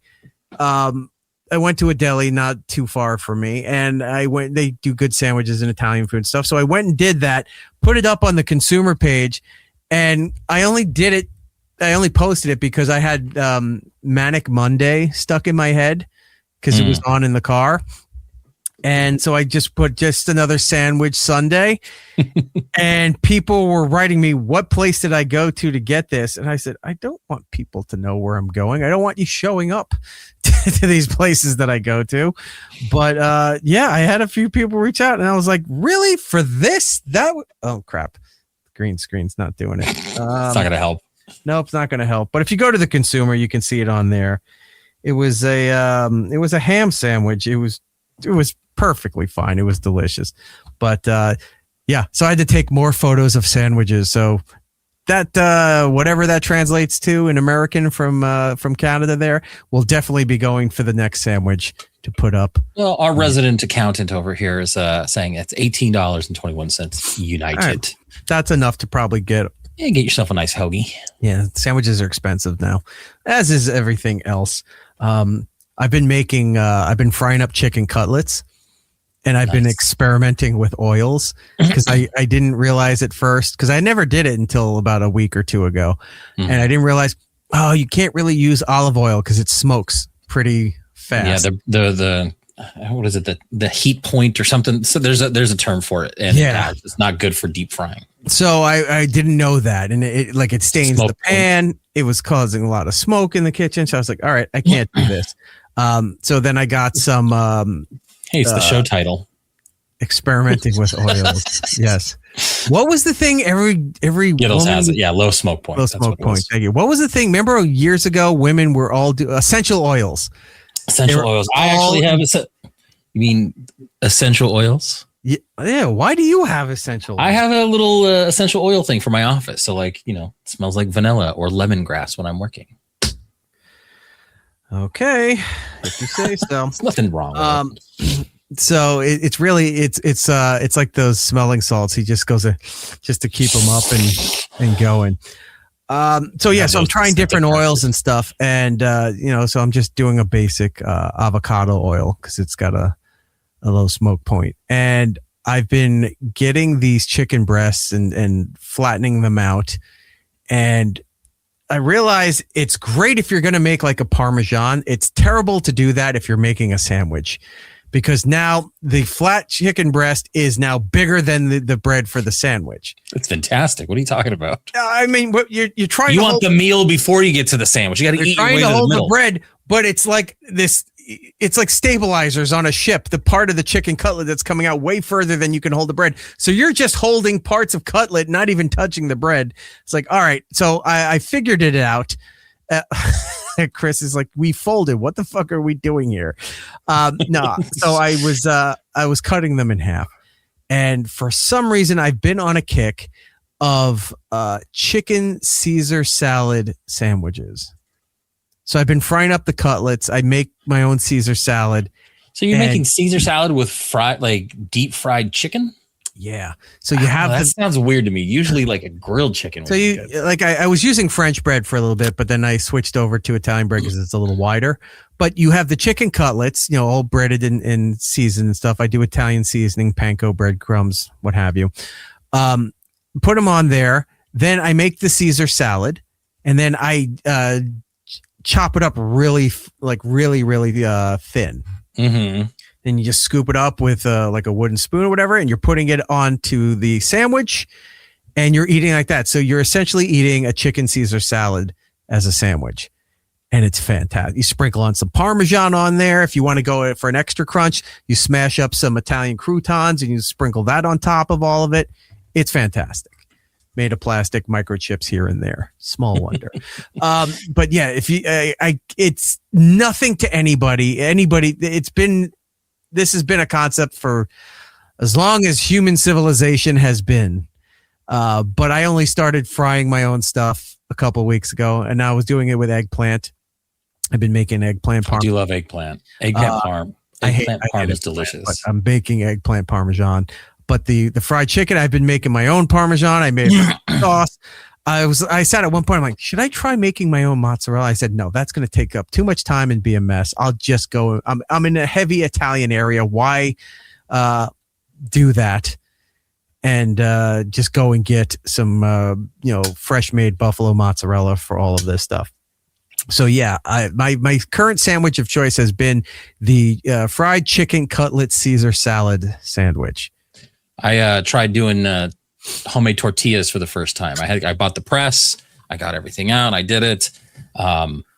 First batch in the first try was a fail. Like I did not do well. Like I think I have to change the dough consistency to do it better. And then I can't use the pan that I was using to fry them up. I just need to get my little flat griddle out and then just do that. But yeah, I'm gonna start making more tortillas, which is awesome. Nice. Do it like get the what is it, the burrito sauce where they throw the tortillas in it, but and let it soak and then take it out of there and put it on the griddle. Oh yeah, with some now we're talking cheese. Oh. Skittles knows crispy chicken Caesar salad is good. Yeah, he's saying sandwich. Like on a sandwich would be good. I don't know about salad. It just feels weird to be in a sandwich. I mean, I think I think it's fine in a salad. I know I saw you in there saying grilled chicken for the salad, and obviously that's the way you normally do it. But yeah. Sometimes I'm not saying I wouldn't try it. It just doesn't. It sounded weird. Like I don't know why. Yeah, even Chris said, "Oh, very good chicken Caesar rocks." Yeah, it's fantastic. You give it a try. Caddy Dad saying the sauce from scratch. Yeah, when I do the parm stuff, I have giant containers of sauce in my freezer from the last batch that I made, and I just take those out there, let it thaw out, and that you get a couple days out of them. I do my own kind of Sunday sauce stuff.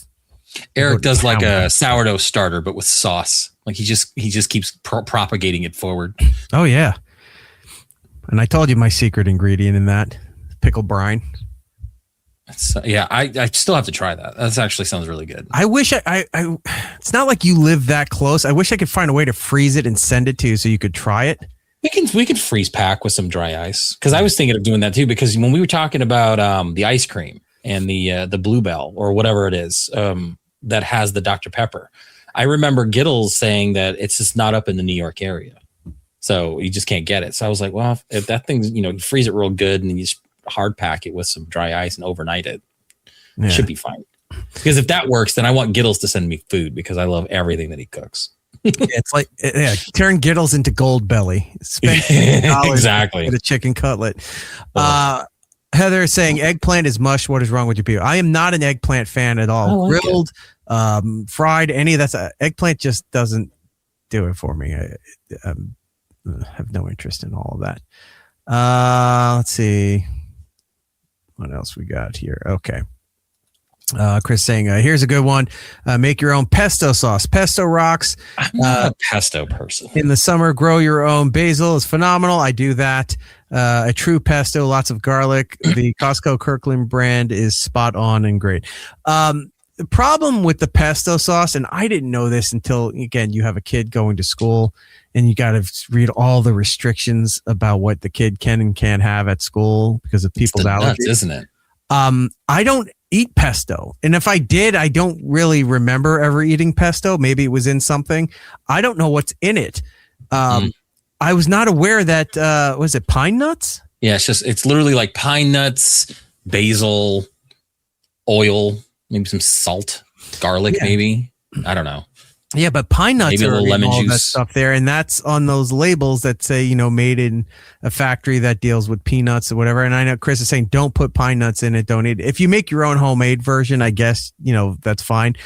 But I'm not a pesto person, but I know people who are. And if you go in I just started looking at labels. I'm like, oh my God, it's in everything. Any kind of pesto, no matter what the brand is, unless it's one of those expensive organic or specialty made ones that have the peanut with the Ghostbuster symbol on it on there. They all have the pine nut in it. I don't know if that really makes a difference or not for pesto. I'm not a pesto person.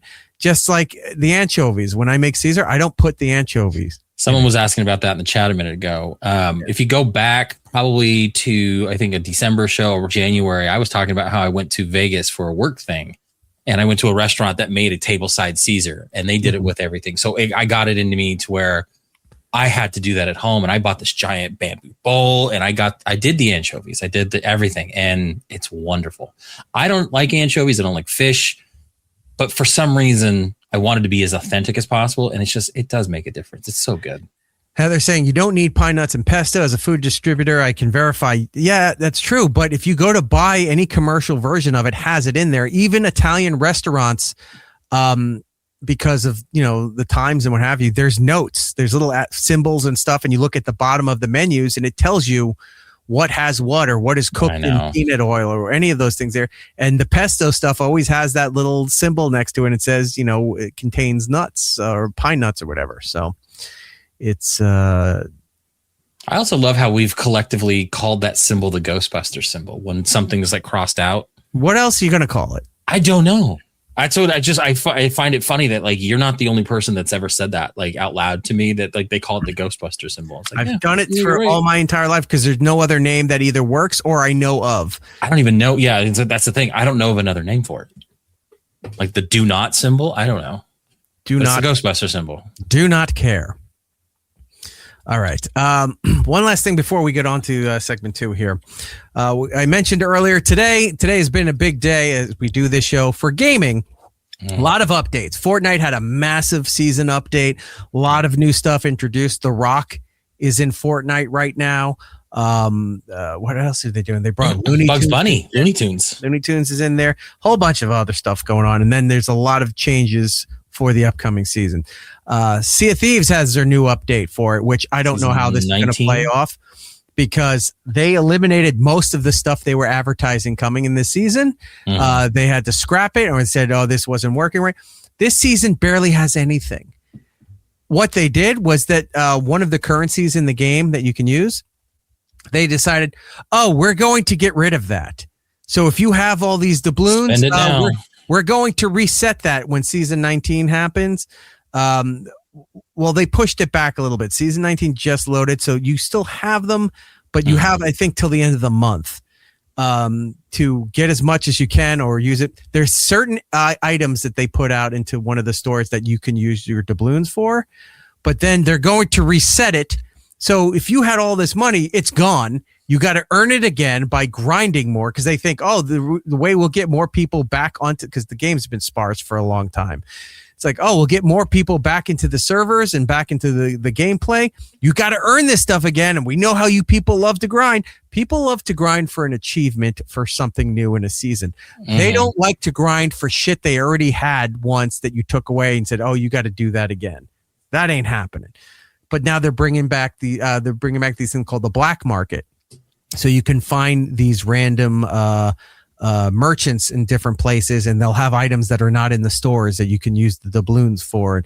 They just made it more complicated. They think they added layers to it. They didn't. They're doing a thing now where you can have 6 boats fighting at the same time in a special server, and it's last man standing kind of thing. Yeah. A lot of people like that, but people get bored with it. A lot of people just want to go out and sail the seas, dig treasure, do the tall tales, one of the stuff. They don't really want to fucking deal with 6 other boats attacking them while they're trying to enjoy the game or what have you. So this update looks weak and sad, and they're changing their what they call the Emporium, where you can go and buy cosmetics. Oh, yeah, I remember that. They're changing it to the Fortnite model. So now you're going to have every day. Something like that. You instead of having, because they're saying, we know it's a nightmare. There's a massive catalog. There's people who still go out there and play. And if you run into people, they're like, where did you get that sword from? Or I like the sails on your boat. Or where did you get that ship set? Or what? It's this set. It's in the Emporium. And people go buy it. You see it online. There's videos of people with their encounters. There's Reddit threads. People are saying, hey, I'm looking for this. I saw somebody with it. Now they're eliminating most of that. And they said it's to keep it fresh and to keep the feeling that the store is new and vibrant. You want to limit what we can get, but we want you in there to keep spending your money all the time as we update it. And as we update it, we'll take this away and put in there so you can keep spending your money. It drives me nuts with Fortnite because, if you have to go away for a weekend and you're like, holy shit, there was something there I actually wanted. It was only there for 2 days and it was gone. Mm-hmm. You're fucked because you don't know. And they don't give you a schedule as to when certain things are coming back. So they're doing that in this game. And now they're going to do that. And people are just pissed. And I got to show you I'll send it. I'm not going to play it here, but I'm going to send you the link to the latest. One of the developers comes on there and talks about server health and the game strategy and what they're looking to do. All the comments are, quote, we missed the mark on the last one, which is what they say all the fucking time. And then they never fixed anything. So all the comments are just shitting on the guy, shitting on the game, shitting on the developers. It's like all you do is not listen to everybody. Whoever they're listening to is not the people that are playing this game. So Sea of Thieves had a major update. Fortnite had a major update. There's a few other games that I don't play that I know are very big. Marvel Rivals had an update. Something else that people play. Helldivers too, which somehow has spawned a third life span again. Maybe because of the movie teaser. I don't know. Maybe. Has a new update, and I've seen a resurgence in that game again. People are playing and going crazy. Now, that said and good. I talked to you about a game not too long ago called Rewind 99. Right. And about a month ago, the demo came out, and I tried the demo. It was fun. And I said, this will be great to get us all back together to play again because we can all work in this store. The concept of the game is that you're essentially running a video rental store like a Blockbuster or a Hollywood Video or something. Mm-hmm. So the full version comes out, and I'm like, we should try to do it. And Jordan just keeps ignoring me, doesn't want anything to do with it. Same thing with Rob. So I'm like, okay, nobody wants to play this, but I'm going to try to figure it out myself. Well, out of the blue, a new game came out called, where is it? Retro Rewind. It's been out for 2 days and has blown the other game out of the water. Same concept. Different graphics, different play style. I'm curious how 2 different games of the same concept come out at roughly around the same time. Do they know that the other game was in production when this happened? How does this work? Eric, this is the classic Dante's Peak volcano situation. You're just going to have to pick which one you want. If you want to watch Anne Heche run around Los Angeles, go right ahead. I think I'm looking at both of them, and I am kind of digging around because, I want to be able to, spend my money wisely. If we're going to spend some time, I'm going to do it. I was gonna get that first one, the Rewind 99, but the more I look into this newest one, the more I'm kind of into it. And I put some stuff in the segment too, so let's go talk about it right here. Armageddon or Deep Impact. Exactly. Everyone's just got their side. Was Volcano the one with Tommy Lee Jones? Tommy Lee Jones and Anne Heche. It's the one where the Los Angeles had a volcano. Yes. And then at the end, and then at the end, everyone's got ash all over the face, and the little kid's like, "Well, they all look the same." And I was like, "Oh, it's a commentary that we all have to work with each other because guess what, racism." Gotcha. Yeah. But anyway, I like Dante's Peak because the grandma got eaten by the acid in the lake, and it made me laugh. Anyway, so they put out this new one, like you said, Retro Rewind. It's a video store rental simulator game, certainly selling pretty well. It's been in the top 10 since Tuesday. It debuted at number 1. What I like about this is that the game includes 14,000 fake movie titles, the vast majority of which are created by prompts that they entered into a proprietary database. But they created stuff like Phantom Patrol, which is their version of like Ghostbusters. I don't know. Like this one sounds a little bit more fun. And it has a black market adult section. So you can't buy the videos from the distributor. So there's a part in that game, and I'll show you in the trailer in a second, where you got to go to like a back alley deal, and some guy has got a blank tape set on. You got to buy those tapes so you can bring them into your store to rent them. And they're just some of the most ridiculous, disgusting adult titles that they're putting on these things here. Excited for this. Yeah, one. I was watching somebody stream it yesterday, and he's trying to organize the counter space. This lady comes in with the tape that she just rented, I guess, a while ago, earlier that day. And she said, I'd like to return this and get a new version. The box is all damaged and sticky. Femalien 2, which is a real movie. Oh, but it was a female handing the tape in, and I see the streamer just looking at the guy, and then he looks at the thing, and there's the case. It's all bent and sticky. Like, and he's just going, let me look. And he's looking in the computer. He's like, she just rented this a couple hours ago. What did she do to this? And now he has to look at it, and he's like, he doesn't have another copy, and she's standing there waiting, and there's no option to tell her to go away. You don't have another one. It was all kinds of ridiculous fun with this. I used to work at a video store, and there would be those types of people. We would open it at like, I think 10 o'clock, 11 o'clock in the morning. Guys would come in, go looking around. They'd come up with titles like Femalien 2, rent them, take off. And I kid you not, would return them an hour and a half, 2 hours later. Right. Because they didn't want the wife to find out they rented Femalien 2. Yes. It was gross. They spanked off to Lord of the Schwings, and then had to bring it back, and like, oh, good, it got it back in. It's still in your history. So if the wife goes there and is like, could you tell me the last movie I rented? Oh, yes. Well, my favorite was always finding, like, if something happened and they didn't return it, or they returned it late and they had fees, telling them what the fees were for when they came in later, like that Friday night to go get Titanic. And it would be like, you owe like $4 for Lord of the Schwings. Do you guys want to take care of that today? Or, and this is like the looks you would get from the other person looking at it. Yeah, we'll go ahead and go ahead and add that on. What's the more embarrassing situation? Finding out that you had a late fee, the cocketeer. Yeah, that's a good one. Finding out you had a late fee for returning Lord of the Schwings, or finding out that you had a $1 penalty charge for not rewinding Hollywood Hot Tubs 2 Educating Crystal. That would be pretty good. What is my son renting on Fridays? You know what I'm renting, Mom. I rented that and the new Donkey Kong for Nintendo. Right. That was my weekend. Then we went over to the fucking Roy Rogers or McDonald's, picked up stuff. I rented The Legend of Zelda and The Edging of Zelda. It was a really great weekend. Similar box art, so my mom wouldn't know. Exactly. Chris saying the video chain I worked for had the adult VHS room. It was a whole different world than old Blockbuster. Giddles, you're in here. I never had the back room in our town. Fuck, I forgot the name of it. but it was a seedy little mom and pop style rental, but it had the beads in the back. Oh yeah. Like it wasn't very colorful. You walk in, it was kind of grim because it was dark. They had the TV on with the movie, but it was nothing really standing out.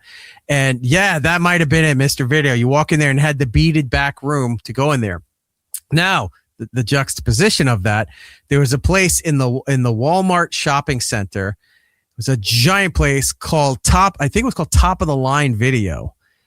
And yeah, they always in, had weird titles like that. The one I know about around here was Paradise Video. Right. You walk in there. What should be an adult section was actually the horror movie section.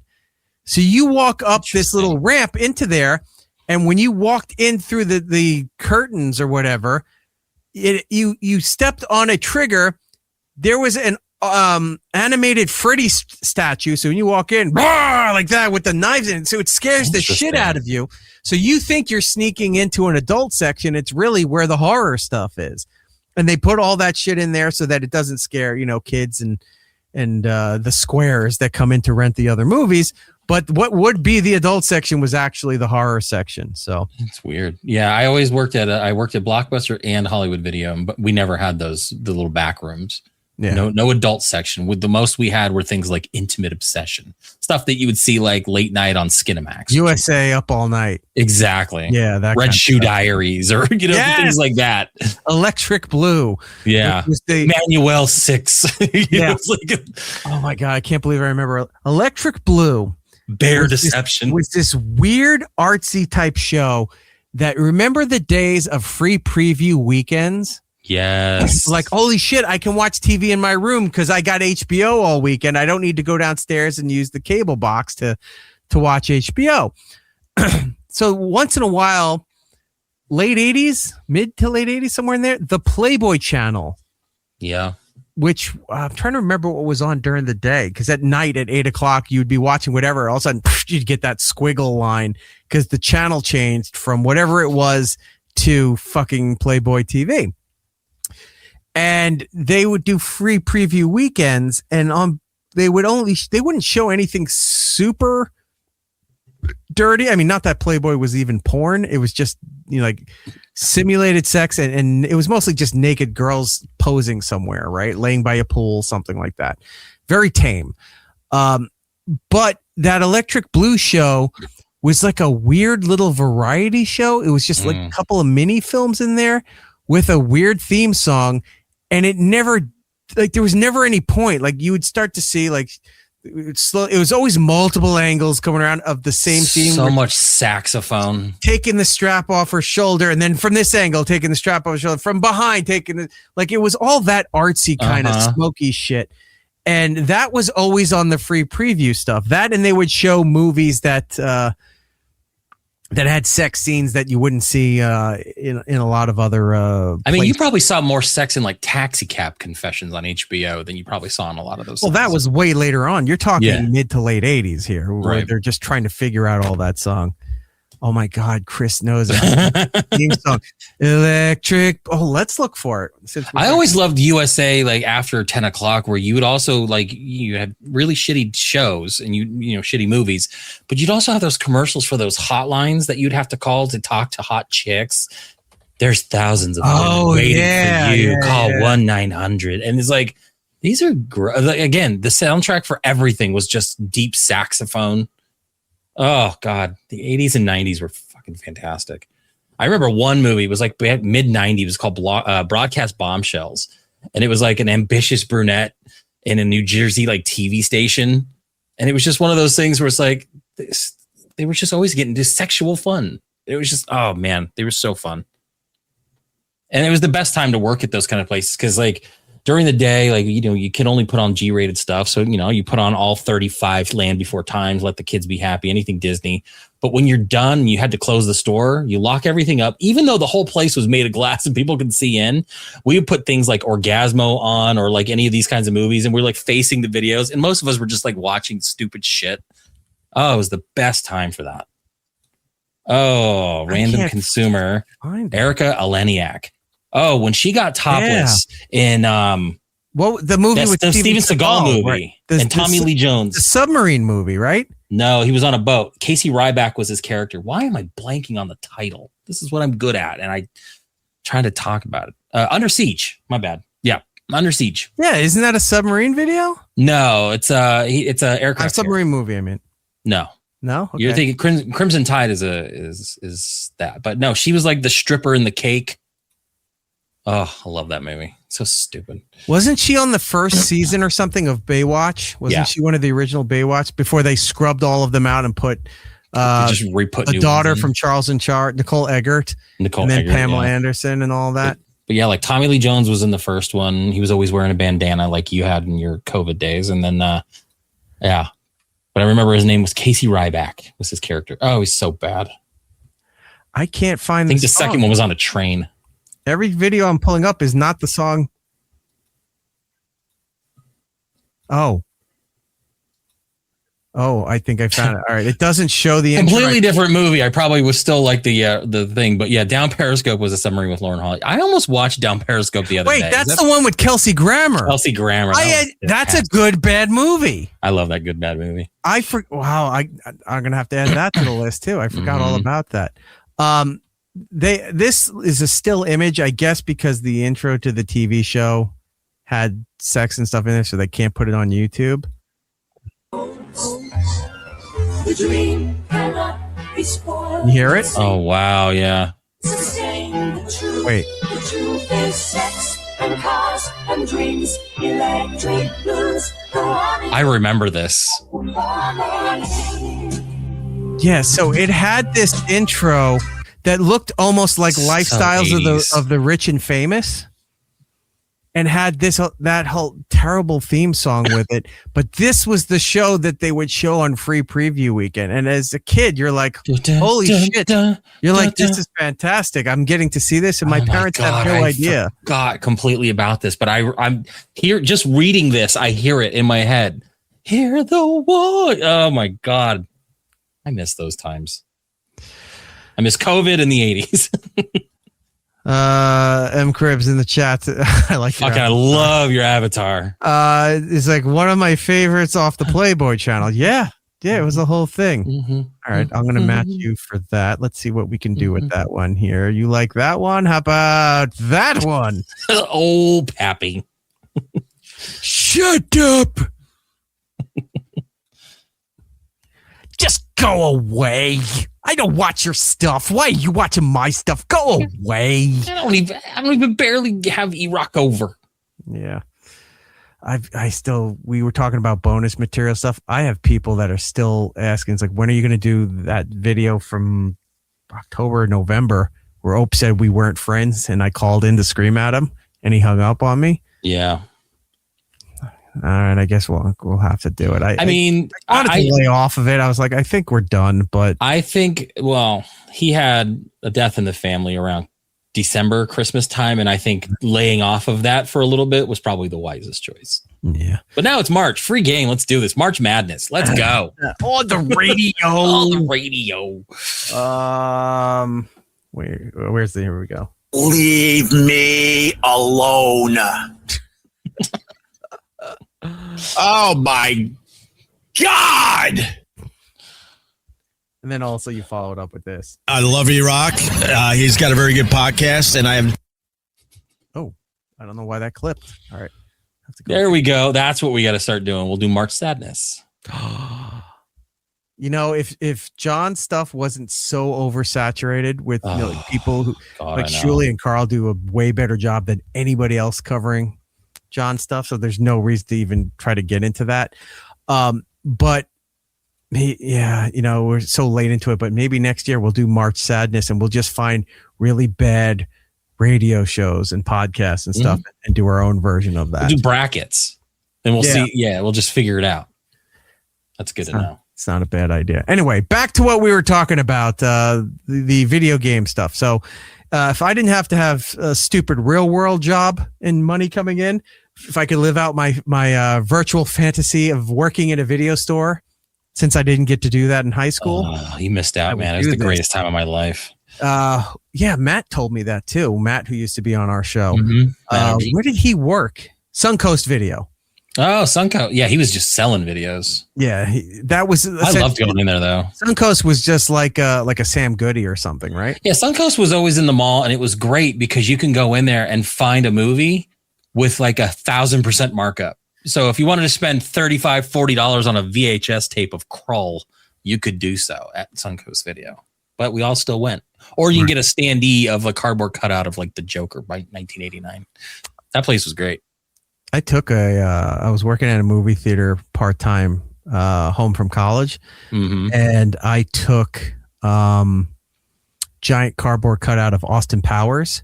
Nice. And it would talk. Like there was a sensor in front of it. So if you went in front, it would play the song. He would say catchphrases from the movie and all that stuff.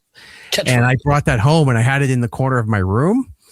So used to freak my mom the fuck out if she came in like to put in laundry or clean or whatever, take garbage out. And that thing would talk to the point where she just like, that thing needs to go. And she goes, if you don't throw it out, I'm throwing it out. And I didn't throw it out and she threw it out. She hated walking in with a basket full of laundry and he goes, yeah, baby. And she said, that would freak me out. I'm trying to see. Okay, so this solidified what I'm going to spend my own money on. As much as I like the idea of Retro Rewind, and I'm definitely going to probably buy it at some point. Mm-hmm. Rewind 99 is the way to go. Retro Rewind, the one we're talking about now, single player only. So we can't do anything together. Okay, so the other one's multiplayer, and we can run our own store.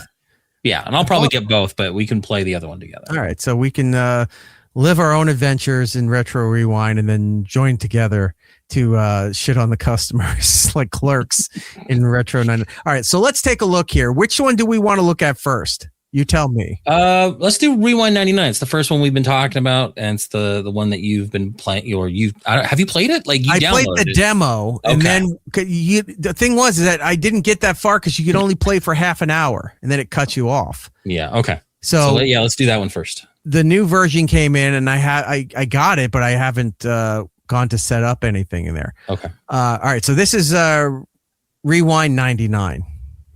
Say hi to the locals. Find every collectible. Wait, what happened? Welcome to Rewind 99, the last video rental store.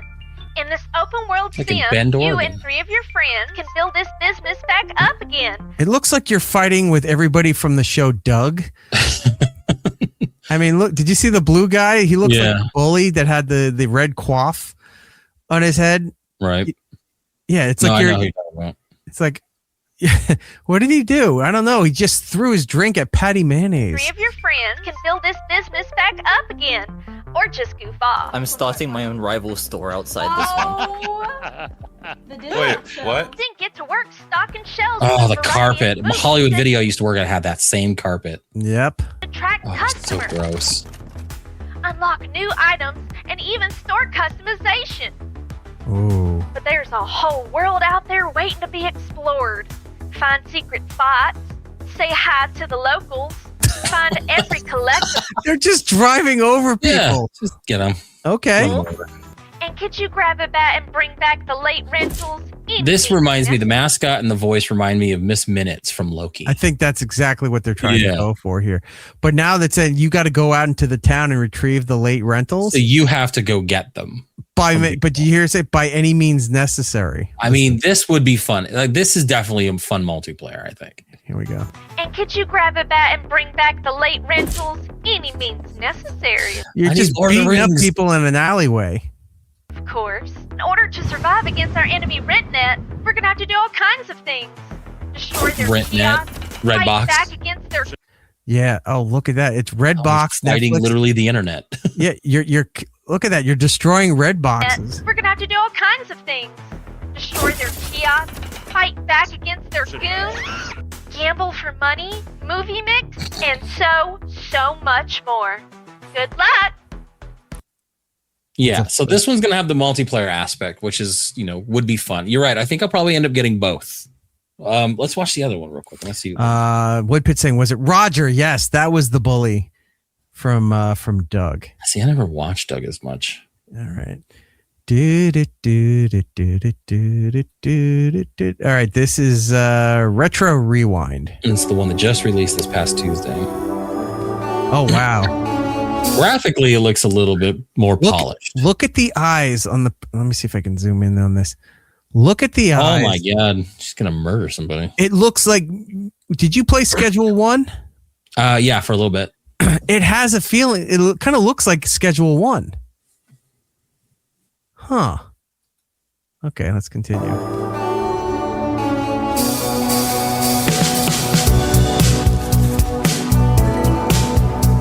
Oh, my life. Rewind machine. I did all of it. We used to have like 5 of them set up. Those turbo rewind things, yeah. I have nightmares of this.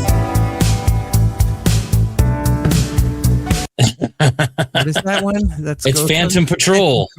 It's Ghostbusters. Well, I'm trying to see the slug line on this. What is it? Who are you gonna send? It's a spooky comedy hit. Yeah. See, this is gonna make me LOL. Like, right. This one's gonna be fun to play.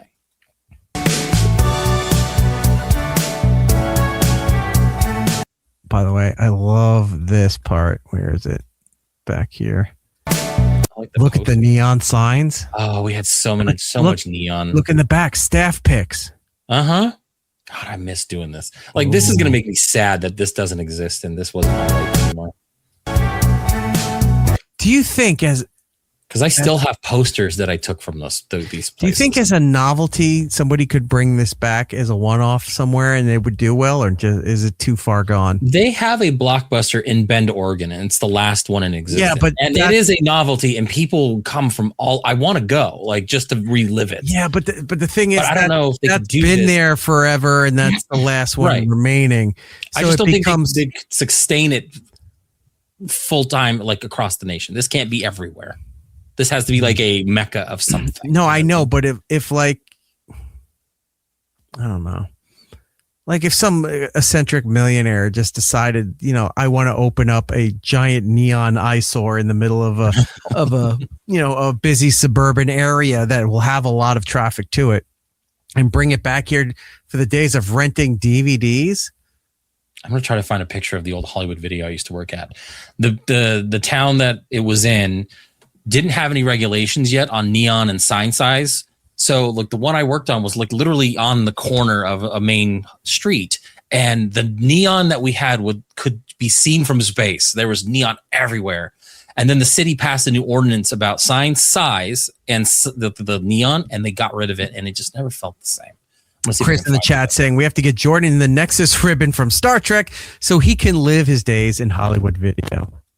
Yeah, but then Kirk is in there, and then he's riding horses. I don't know. Yeah, it's like, why is he riding a horse through a block? Why is he still riding horses? I don't know what's going on. I like Generations. That's weird. Yeah, let's see. Oh, you have cotton candy machines.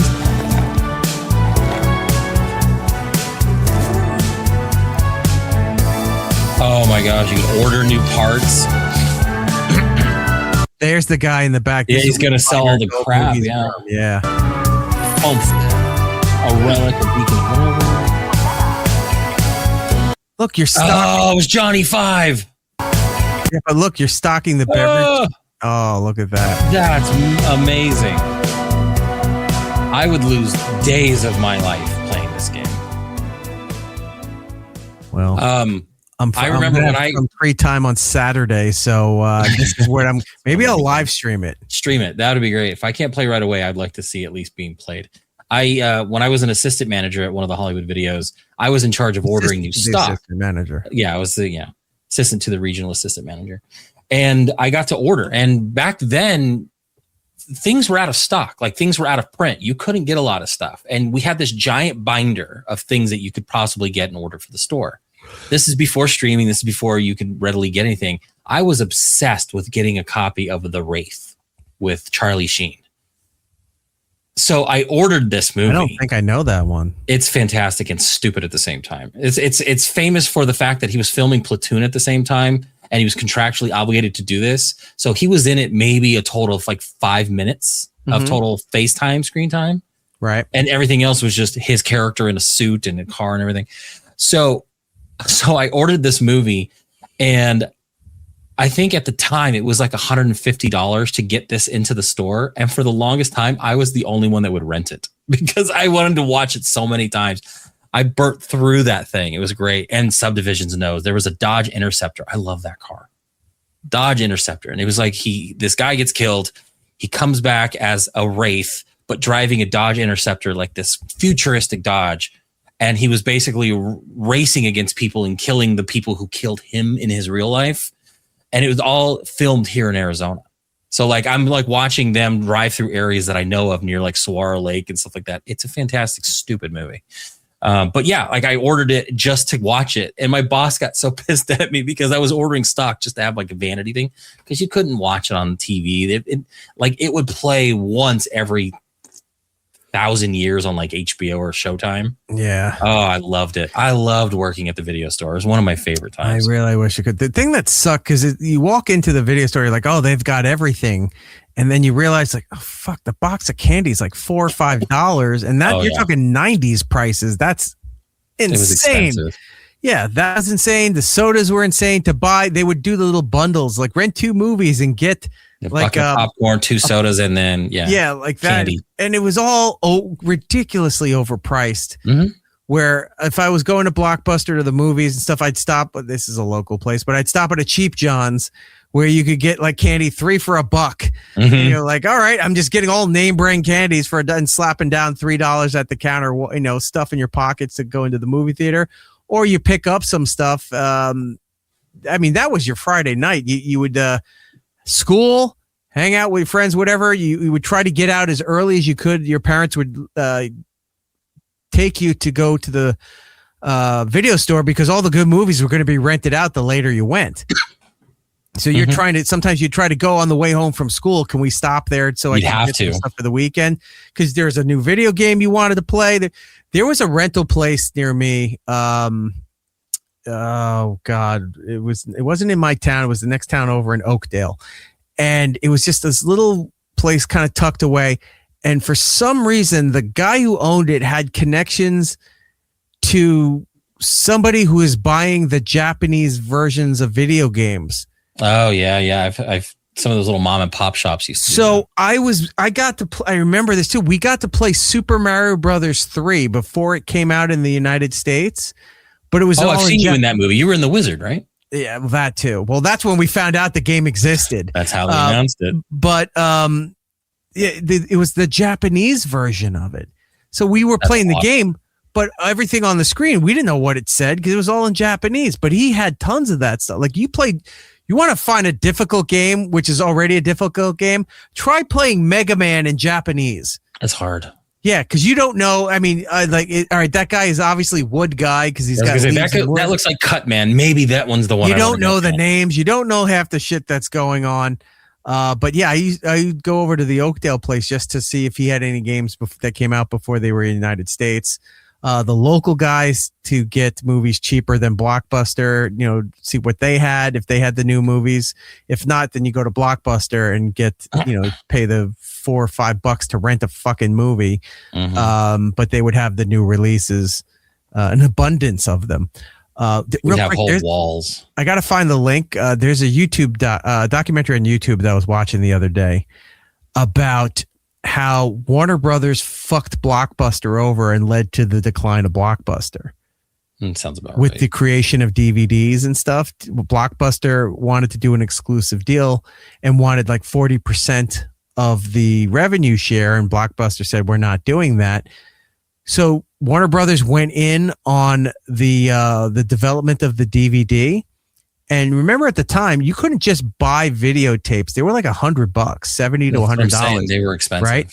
Right? Warner Brothers bought into the DVD stuff, dropped the price down to $15, which forced every other studio to have to drop it down to $15. And then kind of strong-armed Blockbuster into taking their movies because Warner Brothers was the first to adapt DVDs for their movies. Mm-hmm. So I'll send you the link to it. The whole thing's fascinating. I loved getting a VHS because I remember getting Batman 89 on VHS. But before the movie would play, they would have videos, like advertisements for like Coke, Pepsi, whatever. And I remember, I think on Batman 89, there was a Coca-Cola trailer, but it was styled like Indiana Jones because I think The Last Crusade was also coming out on VHS close to that time. And it's just wild how they would always do cross promotion like that. I loved all that stuff. And there was one where like Batman was leaving and Alfred, who, the same guy from the movies, would be like, would you like your Coke, sir? Or like, I love those kinds of things. And some of them you just wouldn't fast forward. Nope. It was awesome. Tom, real quick, has a question for me. Which was better, The Wraith or My Science Project? I got to say, I love The Wraith. My Science Project is such a niche movie that not a lot of people know, but it's one of those rare, like weird Dennis Hopper movies that nobody knows about. So when I talk about it, no one knows what I'm saying. I love that movie. I tried buying it on Blu-ray. It's out of print again, and it took forever. So I need to get a hold of that. Dennis Hopper, he was doing those weird movies that no one really gave a shit about, but also he was doing, was it Reebok or Nike?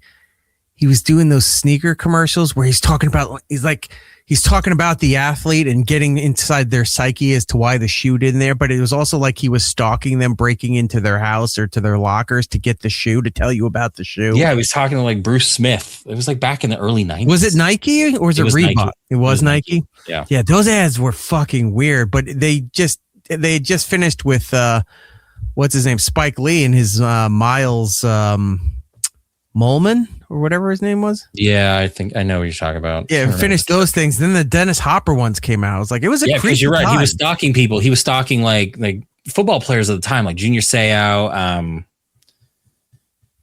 Oh my God, who else? Bruce Smith, Sterling Davis. Like there was a few. Yeah, and I just those were weird. He was a weird dude. Very weird dude. All right, let's take a break. When we come back, television, movies, streaming updates, all the things that we got to go into here, and maybe a bathroom break. I don't know. We'll be right back. More, it's Eric Nagel. It's Eric Nagel. Next.